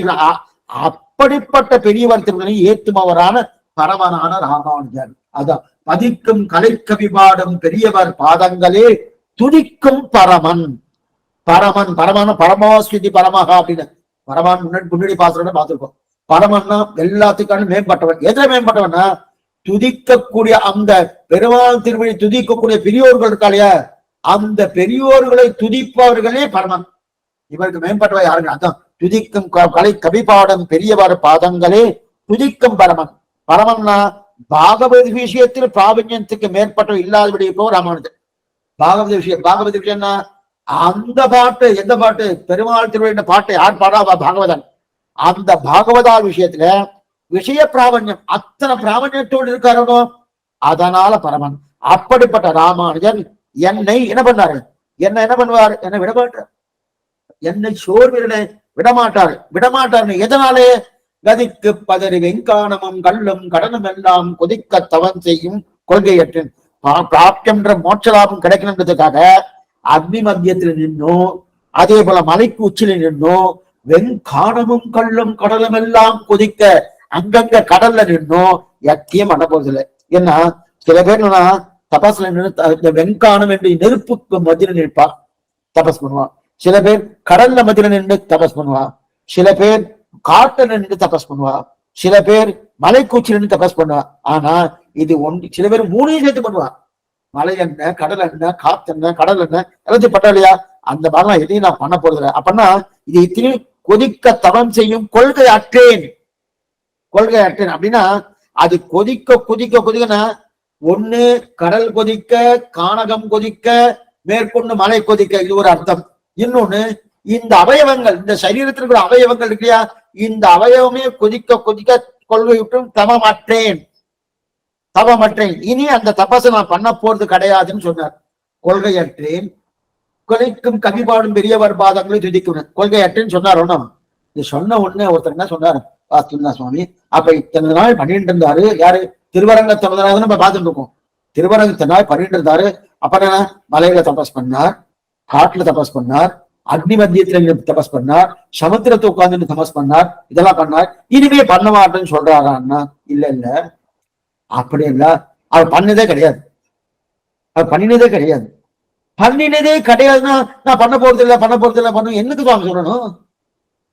அது பண்ண போறதுன்னு சொல்ல வேண்டாமே, அதையே சொல்லிருக்கணும். ஒருத்தர் புரியத்துக்காக ஒருத்தர் ஒரு வஸ்துவை வாங்கல, அது உபயோகப்படுத்தல, ஒண்ணுமே பண்ணல, அது வாங்கி உபயோகப்படுத்துற மாதிரி பேசிட்டே இருக்காரு. என்ன சுவாமி எத்தனை நாள் ஆயிடுச்சு வாங்க? இல்ல சுவாமி இனிமேதான் வாங்க போறேன். அப்ப உபயோகப்படுத்துற மாதிரி பேசிட்டு இருக்கேன்னா அதே போல என்ன பண்ணிக்கணும்? கதிக்கும் கடைவன் காணமும் கள்ளும் கடலும் எல்லாம் கொதிக்க தவன் செய்யும் கொள்கையற்றேன். நான் படமாட்டேன் எதுக்குள்ள சொல்லணும்? சொல்ல வேண்டிய அவசியம் என்ன? இல்ல சொல்லணும். இங்க என்ன சொல்லியிருக்காரு பாருங்க, இவர் ஏற்கனவே பண்ணினது கிடையாது, இப்ப இனிமே பண்ணமாட்டேன் அப்படின்னு சொல்றதுக்கு என்னதான் காரணம்? அப்ப ஏற்கனவே பண்ணலன்னா இனிமே பண்ண மாட்டேன்னு சொல்ல வேண்டாமேன்னா, ஏற்கனவே பண்ணல, ஆனா என்ன நினைச்சுட்டு இருந்தாரு? விஸ்வாமித்திரர் பண்ணார், யாராரோ ரிஷிகள்லாம் பண்ணான், ஓ அவெல்லாம் பண்ணியிருக்காளோ, அந்த பண்ணினது சரி, நன்னா பண்ணிருக்கா, அதனால சாஸ்திரம் சொன்னதுதான் பண்ணிருக்கா அப்படின்னு இந்த மாதிரி பண்ணிருக்கா, பண்ணதெல்லாம் சரின்னா ஒத்துண்டு இருக்காரு. அந்த ஒத்துண்டு இருக்காரோ, அந்த ஒத்துண்ட தன்மையை இனிமே இல்ல கிடையாது சுவாமி, இனிமே அது கிடையாது. அதுதான் என்ன, கொதிக்கும் தவம் செய்யும் கொள்கை அற்றேன்னு இனிமே பண்ண மாட்டாங்க. அப்ப இப்ப நீங்க சொன்னா ஒத்துண்டு இருக்காரு பண்ணல, இனிமே அந்த ஒத்துண்ட தன்மையை நான் விட்டுட்டேன்னு சொல்றாரு. பாட்டுல இருக்கணுமே சுவாமின்னா, நீங்க நல்லா பாட்டை பாருங்கன்னாரு. பாட்டை பார்க்கறது என்ன பாருங்க, கதிக்கு பதறி வெங்கானமும் கள்ளும் கடனம் எல்லாம் கொதிக்கும் தவம் செய்யும் அற்றேன், இல்ல தவம் செய்யும் கொள்கை அற்றேன். அதுதான் முக்கியம். அந்த தவம் செய்யக்கூடிய யாரெல்லாம் இருக்காரோ அவ இது சரின்னு பண்ணிட்டு இருந்தாலையோ, அது சரின்னு இவர் கொள்கையை வச்சுட்டு இருந்தாரு, அந்த கொள்கையை விட்டார். அப்பனா பண்ணல, இப்ப பண்ணலைன்னு அது சப்தத்திலேயே தெரியுது பாருங்க, நம்ம புதுசா கற்பிக்க வேண்டாம். பண்ணல, அதனால திருவரங்கத்தை ஜாகிரதையா சப்தம் போட்டுக்கா பாருங்க, ஒவ்வொரு சப்தத்துக்கும் உயிர் உண்டு. கதிக்கு பதறி வெங்கானமும் கள்ளும் கடலும் எல்லாம் கொதிக்க தவம் செய்யும் கொள்கை அற்றேன் அப்படின்னு தெரிவிக்கிறேன். கொள்கை அற்றனா அந்த மாதிரியான பாவம் என்கிட்ட இருந்தது, இப்ப அது ஒழிச்சிட்டேன். தொல்லிகாவலன் சொல் கதிக்கும் கலைபாடும் பெரியவர் பாதங்களில் திதிக்கும் பரமன் ராமானுஜன் சோழனடி. இது ஒரு வியாக்கியானம், மனவாளன் வியாக்கியம் பார்த்துட்டு இருக்கோம். அடுத்து வெங்கானமும் கல்லும் கடலும் எல்லாம் கொதிக்க, அந்தந்த கடல்கள் அந்தந்த இடங்கள் கொதிக்கும்படியாக குரூரமான தபஸ் பண்ணினேன் அப்படின்னா, கானகம்னா காடு, கானகம் கொதிக்கிறது, அதே போல கடல் கொதிக்கிறது, மலை கொதிக்கிறது, இந்த கொள்கையற்றேன் அப்படின்னு தெரிவித்தார். அதுக்கப்புறம் கொல்லிகாபலன் சொல் பதிக்கும் கலை கவிபாடும் பெரியவர் பாதங்களே துதிக்கும் பர்மன் அப்படின்னா என்ன அர்த்தம்? குலசேகரன் ராமன் அனுபவத்தை அனுபவம் இருக்கே, அந்த அனுபவம் பள்ளமடையாக வெளியில வர, அந்த அனுபவத்து அந்த அனுபவம் திருப்பாவை எப்படி வந்துட்டு அனுபவ பரிவாபாகமா வந்துதான் திருப்பாவையே. அப்படியே ஒரு புரியத்துக்காக சொல்றேன். பெரிய வெள்ளம் அடிச்சுட்டு இருக்கு, நிறைய மதகெல்லாம் கட்டியிருக்கா, மதகு கட்டியிருக்கா, அந்த மதகு கட்டியிருக்கச்சு நிறைய வந்துச்சுன்னா வெளில போயிடும். அப்ப மதகு திறந்து கொண்டு போனோம், அப்ப பூர்த்தி அப்படியே தழும்பட்டு சுவாமி இன்னும் ஒரு அடி வந்து வெளில வந்துடும், அந்த கிராமமே அடிச்சு போயிடும் நீரால. அதனால என்ன பண்ணுவாங்க, அப்ப உடனே மதக திறக்கிறாருனோ, அப்படி திறந்ததுதான் திருப்பாவை. அதே போல இங்க என்ன ஆயிடுச்சு, இந்த அனுபவம் ராம அனுபவம் பூர்ணமா யாருக்கு? குலசேகராழ்வாருக்கு இருக்க அது என்ன ஆயிடுச்சு, அப்படிங்க மேல இருந்து உடனே பள்ளமடையாக என்ன ஆயிடுச்சுன்னா அது நேர பெருமாள் திருமொழியாக வந்துச்சு. அப்ப இந்த பெருமாள் திருமொழி குலசேகராழ்வாருடைய ராம அனுபவம், மண்ணு புகழ் கௌசலை தன் மணிவயிறு வாய்க்காவனே ஒவ்வொரு பாட்டும் அதுக்கெல்லாம் நம்ம போகிறது இல்லை. இது சொல்லுவாங்க அது மாதிரி இல்லையா? மேலும் சோர்விலனே ராமானுஜ சோர்வினா இந்த சப்தத்துக்கு அற்புதமான அர்த்தம் தெரிவிக்கிறார் மணவாழ்மணி. சோர்வுன்னா என்னது? சோர்வுன்னா பிரிவு. சோர்விலன் பிரிவிலன் என்று குழந்தைக்கு சொல்ற மாதிரி சொல்லியிருக்காரு பாருங்க. இதான் மணவாழ்மணிக்கு இருக்கக்கூடிய ஒரு தம்பினா சோர்வுன்னா பிரிவு. சரி, சோர்விலன் அதுக்கு திரும்பி எழுதிக்காரு. சோர்வுனா பிரிவு, சோர்வில்னா பிரிவிலன் அப்படின்னா இந்த சோர்விலன் சப்தத்துக்கு இன்னொரு அர்த்தம் சொல்றாரு. இன்னொரு அர்த்தம்னா சோர்வு என்ற பிரிவை இல்லாம கொண்டு ராமானுஜர் பிரிந்தே இருக்கிறான்னு கொண்டு விடும். அப்படின்னா சோர்வு இல், சோர்வு இல், சோர்வு இல். அவன் சோர்வு என்கிற பிரிவை இல்லமாக கொண்ட ராமானுஜன் பிரிந்து இருக்கான்னு ஒரு பொருள் வரும். சோர்வு இல், சோர்வுன்னா பிரிவு, சோர்வுன்னா பிரிவு. அந்த பிரிவை இல்லமாக கொண்ட ராமானுஜன் ஒரு அர்த்தம் வரும். ஆனாதான் சோர்விலனே, சோர்விலனே, சோர்வினா பிரிவே கிடையாது, பிரிவே கிடையாது அப்படின்னு சொல்லி. இது எது போறேன்னா ஆழ்வார் பாட்டு ஒண்ணு இருக்கு, நம்மாழ்வார் பாட்டு. பற்றினீசவன் முட்டவன் என்றவன் பற்றிலையாய் அவன் முற்றிலடங்கே. அப்படில என்ன தெரியுது, யாருக்கு பற்று இல்லாதவன் என்று ஒரு அர்த்தம் சொன்னா, இன்னொரு அர்த்தம் பற்று பற்றை இல்லமாக கொண்டவன் ஒரு அர்த்தம் சொல்றான். அதே போல இங்க என்ன தெரிவிக்கிறார், அப்படிப்பட்ட ஒரு நிலையை தெரிவிக்கிறார். பரவாயில்ல வியாக்கியானம் வெற்றி பெற்றது. கதிக்கு பதறிவின் காலமும் கல்லும் கடலும் எல்லாம் கொதிக்க தவம் செய்யும் கொள்கையற்றேன் கொல்லிகாவலம் சொல் பதிக்கும் கலைக்கவிபாடம் பெரியவர் பாதங்களை துடிக்கும் பரவன் ராமானுஜன் நினைச்சோருள்ளன. அடுத்து பிரலோகஞ்சியுடைய வியாக்கியானம் ஆச்சரியமான வியாக்கியானம் 14ஆம் பாட்டு. இவ்வெம்பெருமானார் தம்முடைய பூர்வ அவதாரத்திலே தாம் ஈடுபட்ட சக்கரவர்த்தி திருமகன் விஷயத்தில் விஷயத்திலே அதி வியாமுத்தரான குலசேகர பெருமாள் சுத்ரோ மணி கதாரிவா என்னும்படி முகமறிந்தவர்கள் மாணிக்கங்களை கோக்குவதே சாஸ்திரம் சொல்ல கலைபறித்து தம்முடைய திவ்ய சுக்திகளை நிர்மித்த திவ்ய பிரபந்தங்கள் அனுசந்திக்கும் பெரியோருடைய திருவடிகளை துதிக்கும் எம்பெருமானார் என்னை விடமாட்டார். ஆனபின்பு புருஷார்த்த மல லாபத்துக்காக துஷகங்களாக சாதனங்களை அனுஷ்டிக்கும் சபாவும் போகப்பெற்றேன் என்கிறார். ஆச்சரியமானது. அதாவது இது குலசேகர ஆழ்வார் ராமானுஜருக்கு என்ன சம்பந்தம், குலசேகர பெருமாளுக்கும் ராமானுஜர் என்ன சம்பந்தம் தெரிவிக்கிறார் பாருங்க. இவ்வெம்பெருமானார் தம்முடைய பூர்வ அவதாரத்திலே தாம் ஈடுபட்ட சக்கரவர்த்தி திருமகன் விஷயத்திலே தர்மம். பூர்வ அவதாரம் என்ன, ராமானுஜன் பூர்வ அவதாரம் என்ன, அனந்த பிரதமம் ரூபம். இந்த சூத்திரம் உங்களுக்கு தெரியும், இந்த ஸ்லோகமே. அனந்த பிரதமம் ரூபம் லக்ஷ்மணஸ்து ததப்பரம் திருத்தீயா பலபத்ரஸ்து கலவு ராமானுஜ சதா. அனந்த பிரதமம் கிருத்தயுகத்திலே பிரதமம் ரூபம் அப்படின்னா ஆதிசேஷனாக அவதாரம் பண்ணார். அடுத்து திரேதாயுகத்திலே லக்ஷ்மணஸ்து ததப்பரம், திரேதாயுகத்திலே ராமனுக்கு தம்பியாக லக்ஷ்மணர் அவதாரம் பண்ணார். திருத்தீயஸ்து பலபத்ரஸ்ய, திருத்தி மூன்றாவது யுகமாக இருக்கக்கூடிய துவாபர யுகத்திலே பலராமனாக அவதரித்தார். கலு ராமானுஜ சதா, இந்த கலியுகத்திலே ராமானுஜராக அவதாரம் பண்ணாரோ. அப்படி இருக்கச்சே முன் அவதாரம் என்ன, அயோத்தியில சக்கரவர்த்தி திருமகன் என்று சொல்லக்கூடிய ராமனுக்கு இவர் தான் என்ன தம்பி. அப்ப அந்த சக்கரவர்த்தி திருமகன் ஈடுபட்ட குலசேகரர் ரெண்டு பேருக்கும் ஒத்து போறது பாருங்க. இதான் இப்ப குலசேகர ஆழ்வாக ராமானுஜருக்கு என்ன சுவாமி சம்பந்தம், சுவாமி இவர் ராமன்ட்ட ஈடுபட்டு இருக்கார். அதே இளையாழ்வார் என்று சொல்லக்கூடிய ராமானுஜனும் முன்ஜென்ம திரேதா யுகத்துல அதே ராமன் ஈடுபட்டாருனோ. என்னைக்குமே ரெண்டு பேரும் ஒரே விஷயத்துல ஈடுபட்டு இருக்கணும், ஒருத்தருக்கு ரொம்ப அன்யோன்யமா ஈடுபடணும். அதனாலே குலசேகர ஆழ்வார் சம்பந்தம்.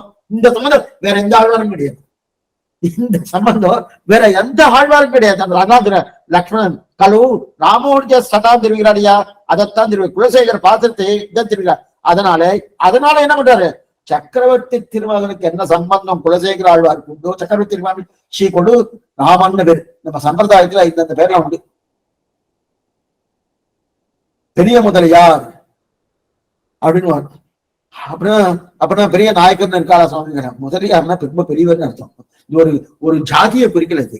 பெரிய முதலியார் பெரிய யாரு ஜட்டாவுக்கு பெரிய முதலியார் எதுக்கு சொல்ல வேண்டாம். அந்த மாதிரி சில இதெல்லாம் பேசிக்கலாம். அதே போல சக்கரவர்த்தி திருமகன்னா யாருக்கு பேரு, ராமனுக்கு பேரு சக்கரவர்த்தி தசரதன். அந்த தசரதுக்கு திருமகனோட ராமனுக்கு பேரு. அந்த சக்கரவர்த்தி திருமகனுக்கு இவருக்கும் சம்பந்தம் தான் தெரிவிக்கிறார். இப்ப இதுல அப்படிப்பட்ட எம்பெருமானா என்னை விடமாட்டான்னு தெரிவிக்கிறாடியா. இப்ப குலசேகருடைய பாசனம் எப்படி இருக்கு, ஆசீர்வாடிக்கணும். குலசேகரோட பாசனம் எப்படி இருக்குன்னா, இத கண்ணன் ஒரு ஸ்லோகத்தை சொல்லுவார். சூத்ரே மணிகனாயிவ மைஷதுவம் இதம் புரோதம் சூத்ரே மணிகனாயிவ. ஆச்சரியமான சூத்திரம் இது, ஸ்லோகம் இது. எப்படிப்பட்ட சொன்னா, குலசேகரார் பாசனம் மணிமணியாக சேர்ந்திருக்கான். மணிமணியாக சேர்ந்திருக்கான் குலசேகரார் பாசனம் மணிமணி. அதுக்கு ஒரு திட்டாந்தம் சொல்றாரு.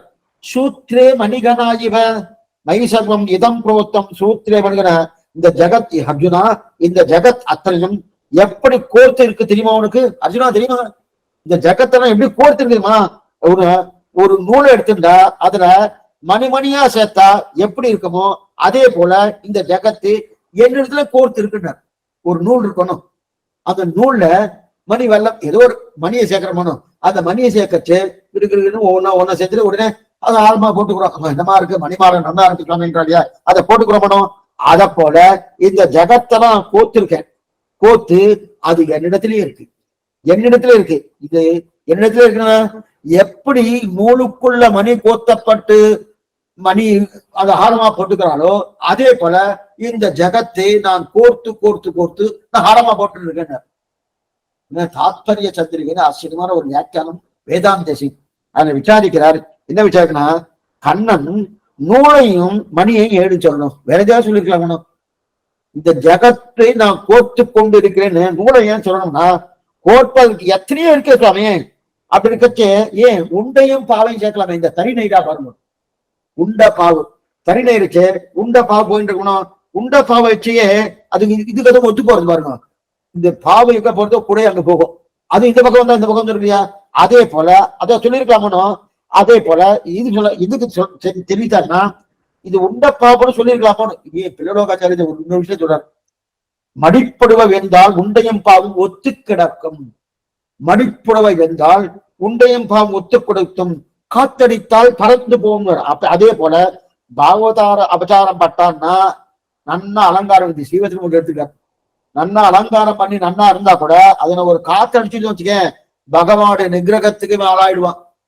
ஆளாடுன்னு தெரியுது. எது சொன்ன அதே போல உண்டையும் பாவையும் சொல்லாம சூத்திரே வணிகனாய்வ ஏன் சுவாமி நூல் சொல்லியிருக்காருன்னா நூல் ஒண்ணுதான் இருக்கும். மணி நிறைய இருக்கும். இந்த எக்ஸாம்பிள் நல்லா கேளுங்க. எக்ஸலண்டான எக்ஸாம்பிள். கண்ணன் கீதையில சொல்லியிருக்காரு. நூல் ஒரே நூல் தான் இருக்கும். மணி நிறைய இருக்குமோனா நான் ஒரு பகவான் சொல்றாரு நான் ஒருத்தன் தான் பரபிரம்மம். அதுதான் நூல். அத பகவான் இந்த எக்ஸாம்பிள்ல நூலா இருக்கார். கோர்க்கப்பட்ட மணிகள் இருக்கணும். மணிகள் கோர்க்கல அதான் ஆரம்பமா போட்டுக்கிறோம். அந்த மணிகள் யாரு? சேதன அச்சேதனங்கள் தான் கோர்க்கப்பட்ட மணிகள். அது ஒன்னா ரெண்டா நிறைய இருக்கு சுவாமி. ஆத்மாக்கள் நேத்திக்கோடு பார்த்தோம். நேத்திக்கு என்ன கடந்த காலத்துல ஆத்மாக்கள் என்ன கோடிக்கணக்கான ஆத்மாக்கள் இருக்கு. ஒண்ணு ரெண்டு இல்ல.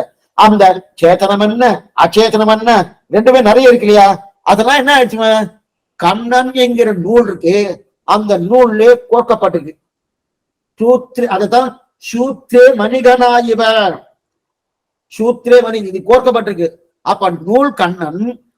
அந்த கண்ணன் என்ற நூலிலே சைத்தன்யம் இருக்கக்கூடிய ஜீவாத்மா என்ன சைத்தன்யம் அற்றதாக இருக்கக்கூடிய அச்சித்தன்ன ரெண்டுமே அதுல கோர்க்கப்பட்டிருக்கு.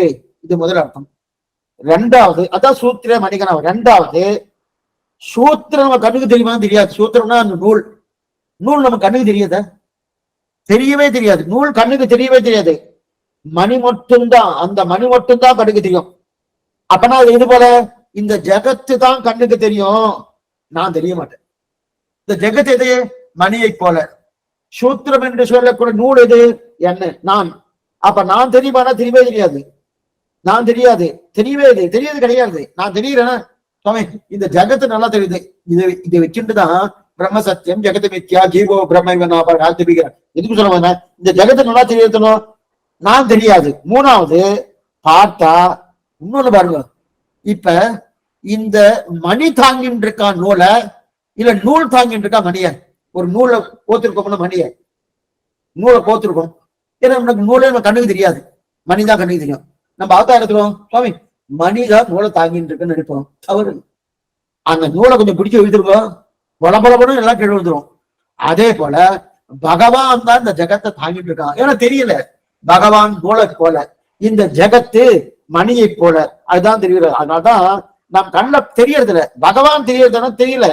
ஆனா ஜகத்து நல்லா தெரியுது. மணியை போல நன்னா தெரியுது. இந்த சூத்திரத்தை பார்த்து இது எக்ஸலண்டான எக்ஸாம்பிள். இது கண்ணனே தெரியும் அர்ஜுன்ட்டு. அர்ஜுனா இதுதான் நான் தான் தாங்கிட்டு இருக்கேன். நீ என்ன நினைக்கிற? இந்த ஜகத்தே தாங்கிட்டு இருக்கு. ஒண்ணுமே நாமே இருக்குமோ. ஆத்மா இருக்கு, சரீரம் இருக்கு. ரொம்ப பெருசு அவன் சரீரம். ஆத்மானு சொல்வோம். ஆத்மா சரீரத்தை தாங்கறதா சரீரம் ஆத்மா தாங்கறத? அவன் ஆத்மீயத்துவம்னு சொல்லிட்டேன். சரீரம் உள்ள பெருசுன்ட்டு இதுதான் அதுக்குள்ளதானே சுவாமி இருக்கேன். இல்ல அது போயிட்டு இருக்கேன். இது என்ன ஆச்சு? ஆட்சி சுவாமி 4 பேர் வேணும் சுவாமியோட எல்லாம் பண்றதுக்கு 4 பேர் வேணும். என்ன சுவாமினா கிளம்பி போயிட்டார். அப்ப அதுதான் தாங்கிட்டு இருக்கு. அதே போல பரமாத்மா தான் நம்ம தாங்கிட்டு இருக்க. சூத்திரே மணிகனாவிய அதுதான் அது நம்ம கண்ணில் படுறதே இல்லை. ஆத்மா கண்ணில் படுறது இல்லை. அதே போல பரமாத்மா நித்யோ நித்யானாம் சேதன சேதனானாம் யோகோ பகோனாம் யோ விததாதி காமாம். ஆச்சரியமான சாஸ்திர வாக்கியம். நித்யோ நித்யானாம் சேதன சேதனானாம் யோகோ பகோனாம் யோ விததாதி காமான். ஒருத்தந்தான் நம் எல்லாரையும் தாங்கினான். பகவான் ஒருத்தன் தான். பகவான் ஒருத்தன் தான். அதத்தான் நாராயணனே நமக்கே பறை தருவான். இந்த சூத்ரே மணிகனாவியர்கள் இல்லையா, அது அப்படியே இதுல கூட சேர்க்கலாம். அதனால்தான் ஆண்டாள் பாத்திரம் வேதம் அனைத்துக்கும் வித்துன்னு. சூத்திர மணிகனா, சூத்திரம் என்றது நூல், மணி என்றது மணி கோர்க்கப்பட்டிருக்கு. சூத்திரம் ஒண்ணுதான் இருக்கும். அத மணி நிறைய இருக்கணும். இப்ப நாராயணனே, நாராயணனே இருக்க ஏகவசனம். நமக்கே பகுவசனம். பகுவசனம்னா பன்மை. ஒருமையில சொல்லியிருக்கார் நாராயணன் என்ன ஆண்டாள். அது நமக்கு, நமக்கு விட பன்மைதான். எனக்கு அப்படின்னு சொல்லியிருந்தாலும் பரவாயில்ல, சொல்லல. நமக்கேன்னு சொல்லியிருக்காரு. எப்ப நமக்குன்னு சொன்னாலும் மனிதருக்கு ஒருத்தர் இல்ல, மனித பேரு. அதனால நமக்கேன்னு பன்மை வந்துட்டோம். இது போல சூத்திரே மணிகனாயிவ. சூத்திரங்கள் ஒண்ணு, சூத்திரங்கள் இல்ல, சூத்திரம் சூத்திரம் ஒண்ணு, மணி நிறைய இருக்கணும். அதே போல நமக்கு என்கிற சப்தம் மணியை போல, நாராயண சப்தம் சூத்திரத்தை போல. ரொம்ப சுலபமா இருக்கு, ஒண்ணு கஷ்டமே இல்லை. நம்ம அதோட சேர்த்துட்டே வரணும். இதுதான் உபய வேதாந்தம் வேறு. உபய வேதாந்தம்னா எத்தையோ பார்க்கப்படாது. உபய வேதாந்தம்னா சுவாமி இப்படி போட்டுக்கிறாள், அதெல்லாம் ஒண்ணு கிடையாது. ஒண்ணு வடமொழி, ஒண்ணு தென்மொழி. வடமொழி தென்மொழி. ஆனா என்னதான் இருந்தாலும் வடமொழி தான் பிரதானமா இருந்தா விட அந்த வடமொழிக்குண்டான அர்த்தத்தை காட்டி கொடுப்பதே தென்மொழிதான். வடமொழிக்குண்டான அர்த்தத்தை பிரதானமா காட்டி கொடுக்கிறது தென்மொழிதான். ஏன்னா இதுக்கு வடமொழிக்குன்னு இட்டு பிரதம வேதாந்த தேசிகர். அவர் சொல்ற வாக்கியம் என்ன தெரியுமா? தெரியாத மரநிலங்களை தெளிகின்றோமே, அவருடைய வாக்கியம். எனக்கு அவர் பேரே வேதாந்த தேசிகர்னு பேரு. அவர் ஏதோ காட்டுல இருட்டு காட்டுல விட்டா பல வேதத்தெல்லாம் வாட்சன் சுவாமி, ஒண்ணுமே புரியல, ஒரே கன்ஃபியூஸ். நம்ம பாஷையில சொல்லணும்னா ஒரே கன்ஃபியூஸ். எப்படி சுவாமி இதெல்லாம் சரி பண்ணிடலன்னா, ஒண்ணுமே இல்ல, ஆழ்வார் பாசம் எடுத்தேன் தெளிஞ்சேன். ஆழ்வார் பாத்திரத்தை கொண்டு அதுக்கு என்ன இதுதான் சொல்ல வந்திருக்க போட்டு. அப்ப தெளிவு எதனால ஏற்படுறது? ஆழ்வார் பாத்திரத்தால் ஏற்படுறது இல்லையா? அப்ப நாராயணன் ஒருத்தர் தான், மணிகள் நிறைய. அது நமக்கேட்டு சொன்ன. அப்ப சாஸ்திரத்தை போலதான் இது தெரிகிறோமோ, அதைத்தான் தெரிகிறார். அப்ப பெருமாள் துணை சேர்ந்தா கூட அர்த்தம் கிடைக்கும் இருக்கே. இந்த மாதிரி ஒவ்வொரு சாஸ்திரத்தை யாரும் தெரிவிக்காரு, குலசேகராவை தெரிவிக்க பெருமாள் தொழில. அப்ப பல சாஸ்திர வாக்குகளுக்கு பெருமாள் திருமொழின்னு பேரு. அதுதான் என்ன தெரிவிக்கிறாரு? நதிக்கு பதறி வெண்கானமும் கல்லும் கடலும் எல்லாம் கொதிக்க தவம் செய்து கொள்கை. ஆக சாஸ்திரங்கள் திருமொழியில் பெருமாள் திருமொழியில் சேர்க்கப்பட்டன. அப்ப பெருமாள் திருமொழி பாடினார்கள் வாஸ்தவம் தான் சொல்லி, அந்த பாடுதல என்ன இருக்கு? சாஸ்திர வாக்கியம் பொருளியா பூர்ணமாக. அப்ப சாஸ்திர வாக்கியம் பூர்ண ரத்னம், அது சாஸ்திர வாக்கியம் ரத்னம். அப்ப தங்கம் தன்னுடைய நிலை, அந்த நிலை தங்கமானது வெளில தெரியாம சாஸ்திர வாக்கியத்தை வெளில கூட, அதுதான் என்ன தெரிவிக்கிறார்கள்? கொல்லிக்கா பதிக்கும் கலை கவி பாடும். இந்த சந்தர்ப்பம் முக்கியம். பதிக்கும் கலை கவி பாடம், இது பெருமாள் மொழிக்குண்டான தன்மை இருக்கட்டும். இதுக்கு மேல அவர் முகுந்த மாலைன்னு ஒரு கிரந்தம். முகுந்தமான ஆச்சரியமான ஒரு கிரந்தம். அந்த கிரந்தத்துல சம்ஸ்கிருத பாஷை, அது சம்ஸ்கிருத பாஷை அந்த கிரந்தம் பண்ணியிருக்கார். பண்ணி இருக்கார், அது குலசேகராழ்வார் தான் பண்ணினார்னு ஒரு சாருடைய கருத்து. இன்னொரு சாரார் அது குலசேகராழ்வார் பண்ணல. ஏன் பண்ணலன்னா, ஏனைய ஆழ்வார்கள் யாரும் சம்ஸ்கிருதத்துல பண்ணல, சம்ஸ்கிருதத்துல பண்ணாதபடியாலே இவரும் பண்ணியிருக்க முடியாது அப்படின்னு ஒருத்தருடைய கருத்து. அவரே இன்னொரு கருத்து என்ன சொல்றாருன்னா, இல்ல பண்ணியிருக்கலாம். மிச்சம் இருக்கக்கூடிய எல்லா ஆழ்வார்களும் இந்த திராவிட தேசத்துல பிறந்தா. இவர் தான் கேரள தேசத்துல பிறந்திருக்கார். கேரளத்துல அந்த கேரள தேசத்தில் பிறந்தபடியாலே கேரள பாஷை என்பது மலையாளம். இந்த மலையாள வாசனை திரு நம்மாழ்வாருக்கும் உண்டு. அங்கங்க நீங்க பார்த்தீங்கன்னா அங்கங்க மலையாள பாஷை சேரும். அமரர்கோன் அர்ச்சிக்கின்னு அங்கக பணி செய்வர் இன்னொன்னு 10ஆம் பட்ட வரக்கூடிய உபாசனம் திருவாரூரில. அமரர்கோன் அர்ச்சிக்குன்னு அர்ச்சிக்குன்னு மலையாள பாடுறது, தமிழே கிடையாது, அப்படியே எழுதியிருக்காரு. அப்புறம் அந்த வாசனை இருக்குன்னு இது சொல்ல வந்தேன்னா, அதே போல இவர் மலையாளத்துல இருந்தபடியால மலையாளம் இது சம்ஸ்கிருத பாஷையை தமிழ் இருக்கு சேர்த்தே சொல்லிடு. நம்ம பாரத தேசத்துல கிட்டத்தட்ட ஒரு 16 மொழிகள் இருக்கு, அது பிரதான மொழியா வச்சுட்டு இருக்கா. அதுக்கப்புறம் குட்டி குட்டி மொழிகள் என்னன்னு இருக்கு, அது வேற விஷயம். அதுல இந்தி சேர்ந்தது கிடையாது, கொஞ்சம் நல்லா புரிஞ்சுக்கணும், அது பின்னாடி ஏற்பட்டது இருக்கட்டும். அப்படி இருக்கச்சுது அந்த 16 மொழிகள்ல இந்த திராவிட தேசம் என்று சொல்லக்கூடிய தமிழ் மொழியை தவிர மீது எல்லா மொழிகளும் சம்ஸ்கிருதத்தை சார்ந்தே இருக்கும். சம்ஸ்கிருதத்தை சாராம இருக்கவே இருக்காது. எந்த மொழியா இருந்தாலும் சம்ஸ்கிருதம் அதுல கலந்துதான் இருக்கும். அதை தழுவிதான் அது வந்து. அப்பனா அந்தந்த மொழிகளுக்கு இன்ன நாளும் நாளை குறிப்பிடலாம். அதே போல திராவிட பாஷை என்று சொல்லக்கூடிய தமிழ் பிரபந்தத்துக்கு இது முன்னாடி கூட பார்த்திருக்கோம். ஒரு நாளை குறிப்பிடணும்னா அனாதி, எப்படி சம்ஸ்கிருதம் அனாதியோ அதே போல இந்த திராவிட மொழியும் அனாதி.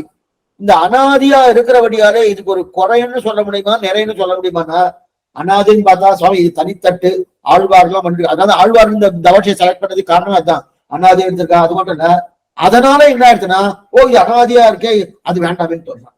எது சம்ஸ்கிருதம் அது இப்பதான் ஒரு 60-70 வருஷமா தான் தனின்று காலத்துல இரு மொழியும் தேவை. இரு மொழியும் எந்த வடமொழியும் தென்மொழியும் இரு கலைகள் சொல்லியிருக்கு. இரு கலை எச்சோன்னு நினைக்காது. இரு கலை என்னன்னா ஏதோ வடகலை தென்கலைனா உண்டு. என்ன வடகலை? வடகலை சம்ஸ்கிருதம், தென்கலைனா திராவிட மொழி. இல்லை சொல்லி வேற எதுவும் கிடையாது. சொல்லிட்டு இருக்காருன்னு சொன்னா சொல்லி போட்டு இதுக்கு சொல்றதுன்னா அதைத்தான் திருவிழா. வடகலை என்பது சம்ஸ்கிருத மொழி, தெங்கல் என்பது திராவிட மொழி திருவிழாடியா. அதுக்கு சொல்லுவாங்கன்னா அதுவே இப்ப என்னன்னா தமிழ் தட்டு தனியா இருக்குன்றதுனால அது ஒரு அகங்காரம் என்ன பண்ணா, அது வேண்டாமே, நான் தான் இருக்கேனே, நான் அது வேண்டாம், அப்படி பேசக்கூடாது. அதுவும் தேவை. இது ஏன்னா 2 மொழியும் பிரதானமா பகவான் எடுத்துட்டு இருக்காரு. எந்த மொழியும் அதை தவற நீ சொல்லவே வரல. இப்ப அதனால அது மட்டம் இது உயர்த்தி அப்படின்னு சொல்ல வரல. இந்த மொழியில ஆழ்வாருடைய பாசனங்கள் இருக்கு. ரெண்டாவது இது அனாதி காலமா இருக்கு. அதனால இதை நம்ம எடுத்துட்டு இருக்கோம். இதுக்கு சொல்ல வந்தேன்னா, அப்ப குலசேகர ஸ்தோத்திரம் பண்ணியிருக்காருன்னா முகுந்தமாலைன்னு பேரு. அந்த முகுந்தமாலே அந்த ஸ்ரீ வல்லபேதி வரதேதி தயாவரேதி பக்த பிரியேதி பகவதுந்தல தேவிதேதினு ஆச்சரியமான ஸ்லோகம். ரொம்ப நல்லா இருக்கும், எக்ஸலண்டா இருக்கும். ஆனா அந்த சம்ஸ்கிருதமே ரொம்ப ஆச்சரியமா இருக்கும். அது சொன்னாரு ஸ்தோத்திரம் பண்ணியிருக்காங்க. ஆனா இதெல்லாம் எது தெரியும்னா, அதனால இந்த குலசேகர பாசனத்தை பார்த்தா சாதனங்கள் அடிப்பிக்கக்கூடிய இது கிடையாது. சாதனங்கள் என்ன? வெண்கானமும் கல்லும் கடனும் எல்லாம் குதிக்க தவம் செய்தும் கொள்கையற்றேன்னு பூர்த்தி பண்ணிட்டார் திருவரங்கத்தில். அதனால அது கிடையாது. ஆக துஷகமான சாதனங்களை அனுஷ்டிக்கும் சுபாவம் போக பெற்றேன் என்கிறார். துஷகமான சாதனை என்னுடைய முயற்சியால தபஸ் பண்றதோ மலையிலேயோ கடல்லையோ அல்லது கானகத்திலேயோ கிடையாது அப்படின்னு தெரிவிக்கிறார். இப்ப வியாக்கியானம் இதுவரைக்கும் அவதாரி பார்த்தோம். பிள்ளோகோச்சியம் வியாக்கியானம். கொல்லிகாவனம் சொல் பதிக்கும் கவி. சொல் வினக நன்று சொல்லப்படுகிற திருவஞ்சிக்கலத்துக்கு ரட்சகரான குலசேகர பெருமாள் சாஸ்திர சொல்லுகளுடைய தாத்பரிய ஊசிய பூதங்களா இருக்கிற பகவத் ஸ்வரூப ரூப குண விபூதிகளை புருஷார்த்தங்களையும் முத்துக்களையும் ரத்னங்களையும் முகமறிந்து போக்கும் பிறகரை போலே விசதமாக தத்தத் சாதனங்களிலே சேர்த்து இருளுடைய சுடர்மணிகள் என்று தொடங்கி நலந்துகள் நரநடிக்கு நன்னுவாழ் என்னும் அளவாக திவ்ய பிரபந்த ரூபேனே அருளி செய்த போக்கியமான கவிகளை இதுவரைக்கும் பார்த்தோம். அதாவது இப்ப குலசேகரன் சொல் இனிமையான தமிழ் மாலை. குலசேகர சொல்னா சொல் பதிக்கும் கலை கவி பாடம் பெரியவர் பாதங்கள். சொல் கொல்லிகாவலன் சொல் பதிக்கும் கலை கவி அப்படியே வச்சிருக்காரு திருலோகஜியர். கொல்லிகாவலன் சொல் பதிக்கும் கலை கவின்ற அப்படின்னா குலசேகர சொல்லி இனிமையான சொல். கொல்லிகாவலன்னா கொல்லிகாவலன் திருவஞ்சிக்குளம், திருவஞ்சிக்குளத்துக்கு ரட்சகனான குலசேகர ஆழ்வார். ஆனா திருவஞ்சிக்குளம் என்பது கேரளால இருக்கு. மற்ற ஆழ்வார்கள் எல்லாமே தமிழ்நாட்டில் பிறந்திருக்கார். இவர் மட்டும் கேரளால பிறந்திருக்கார். சரி சுவாமி, கேரளால பிறந்து ஒரு அங்க மலையாள பாஷை இருக்க சுவாமி என்னமா தமிழ்ல பாடினார்? அதைத்தான் அடியே சொல்றேன். தமிழ் என்பது உலக அளவிலே இருந்திருக்கு, இது குறைஞ்சிருக்கு. குறைஞ்சதுக்கு காரணம் என்னன்னா, தமிழர்களை வேற யாரையும் நம்ம குறை சொல்லக்கூடாது. அவ என்னன்னா இந்த சமஸ்கிருத பாஷையை வேண்டான்னு சொல்லிட்டு அடுத்துக்கு போயிடும். ஏன்னா இது இந்த தமிழை விட இன்னும் இது யூனிவர்சல் லாங்குவேஜ் சொல்லுவாங்க. எதுமா சான்ஸ்கிரிட் யூனிவர்சல் உலகளாவிய இது மொழி எதுன்னா சமஸ்கிருதம். அந்த காலத்துல இருந்திருக்கு, எங்க போனா அதான் இருந்தது. அதனால அந்த மொழியை வைத்துக் கொண்டு தமிழ் மொழியை நல்லா பரப்பிட்டு இருந்தா, அந்த மொழியை வேண்டாம்னு விட்டாச்சுன்னு இதை பரப்புறதுக்கு வாய்ப்பு. அதனாலதான் அப்பவும் அந்த காலத்துல கொஞ்சம் என்ன பாருங்க, ஆழ்வார் பாசுரங்கள்லாம் தமிழ்ல இருக்கு. அப்படின்னு இதை திறந்த மனசோடு கேட்டதான் இது புரியும். இத தமிழுக்குன்னு கொண்டு மற்றதெல்லாம் வேண்டாம் அப்படின்னு நீங்க அந்த மனசு இருந்தா அது புரியவே புரியாது. ஆழ்வார் பாசுரம் தமிழ்ல இருக்கு. ஆனா வியாக்கியான அனுகிரகிச்ச பூர்வாச்சாரியெல்லாம் மணிப்பிரபாரத்தை பண்ணிருக்கா, அப்படின்னா சம்ஸ்கிருதம் கலந்து பண்ணிருக்கா. இன்னும் சுவாமி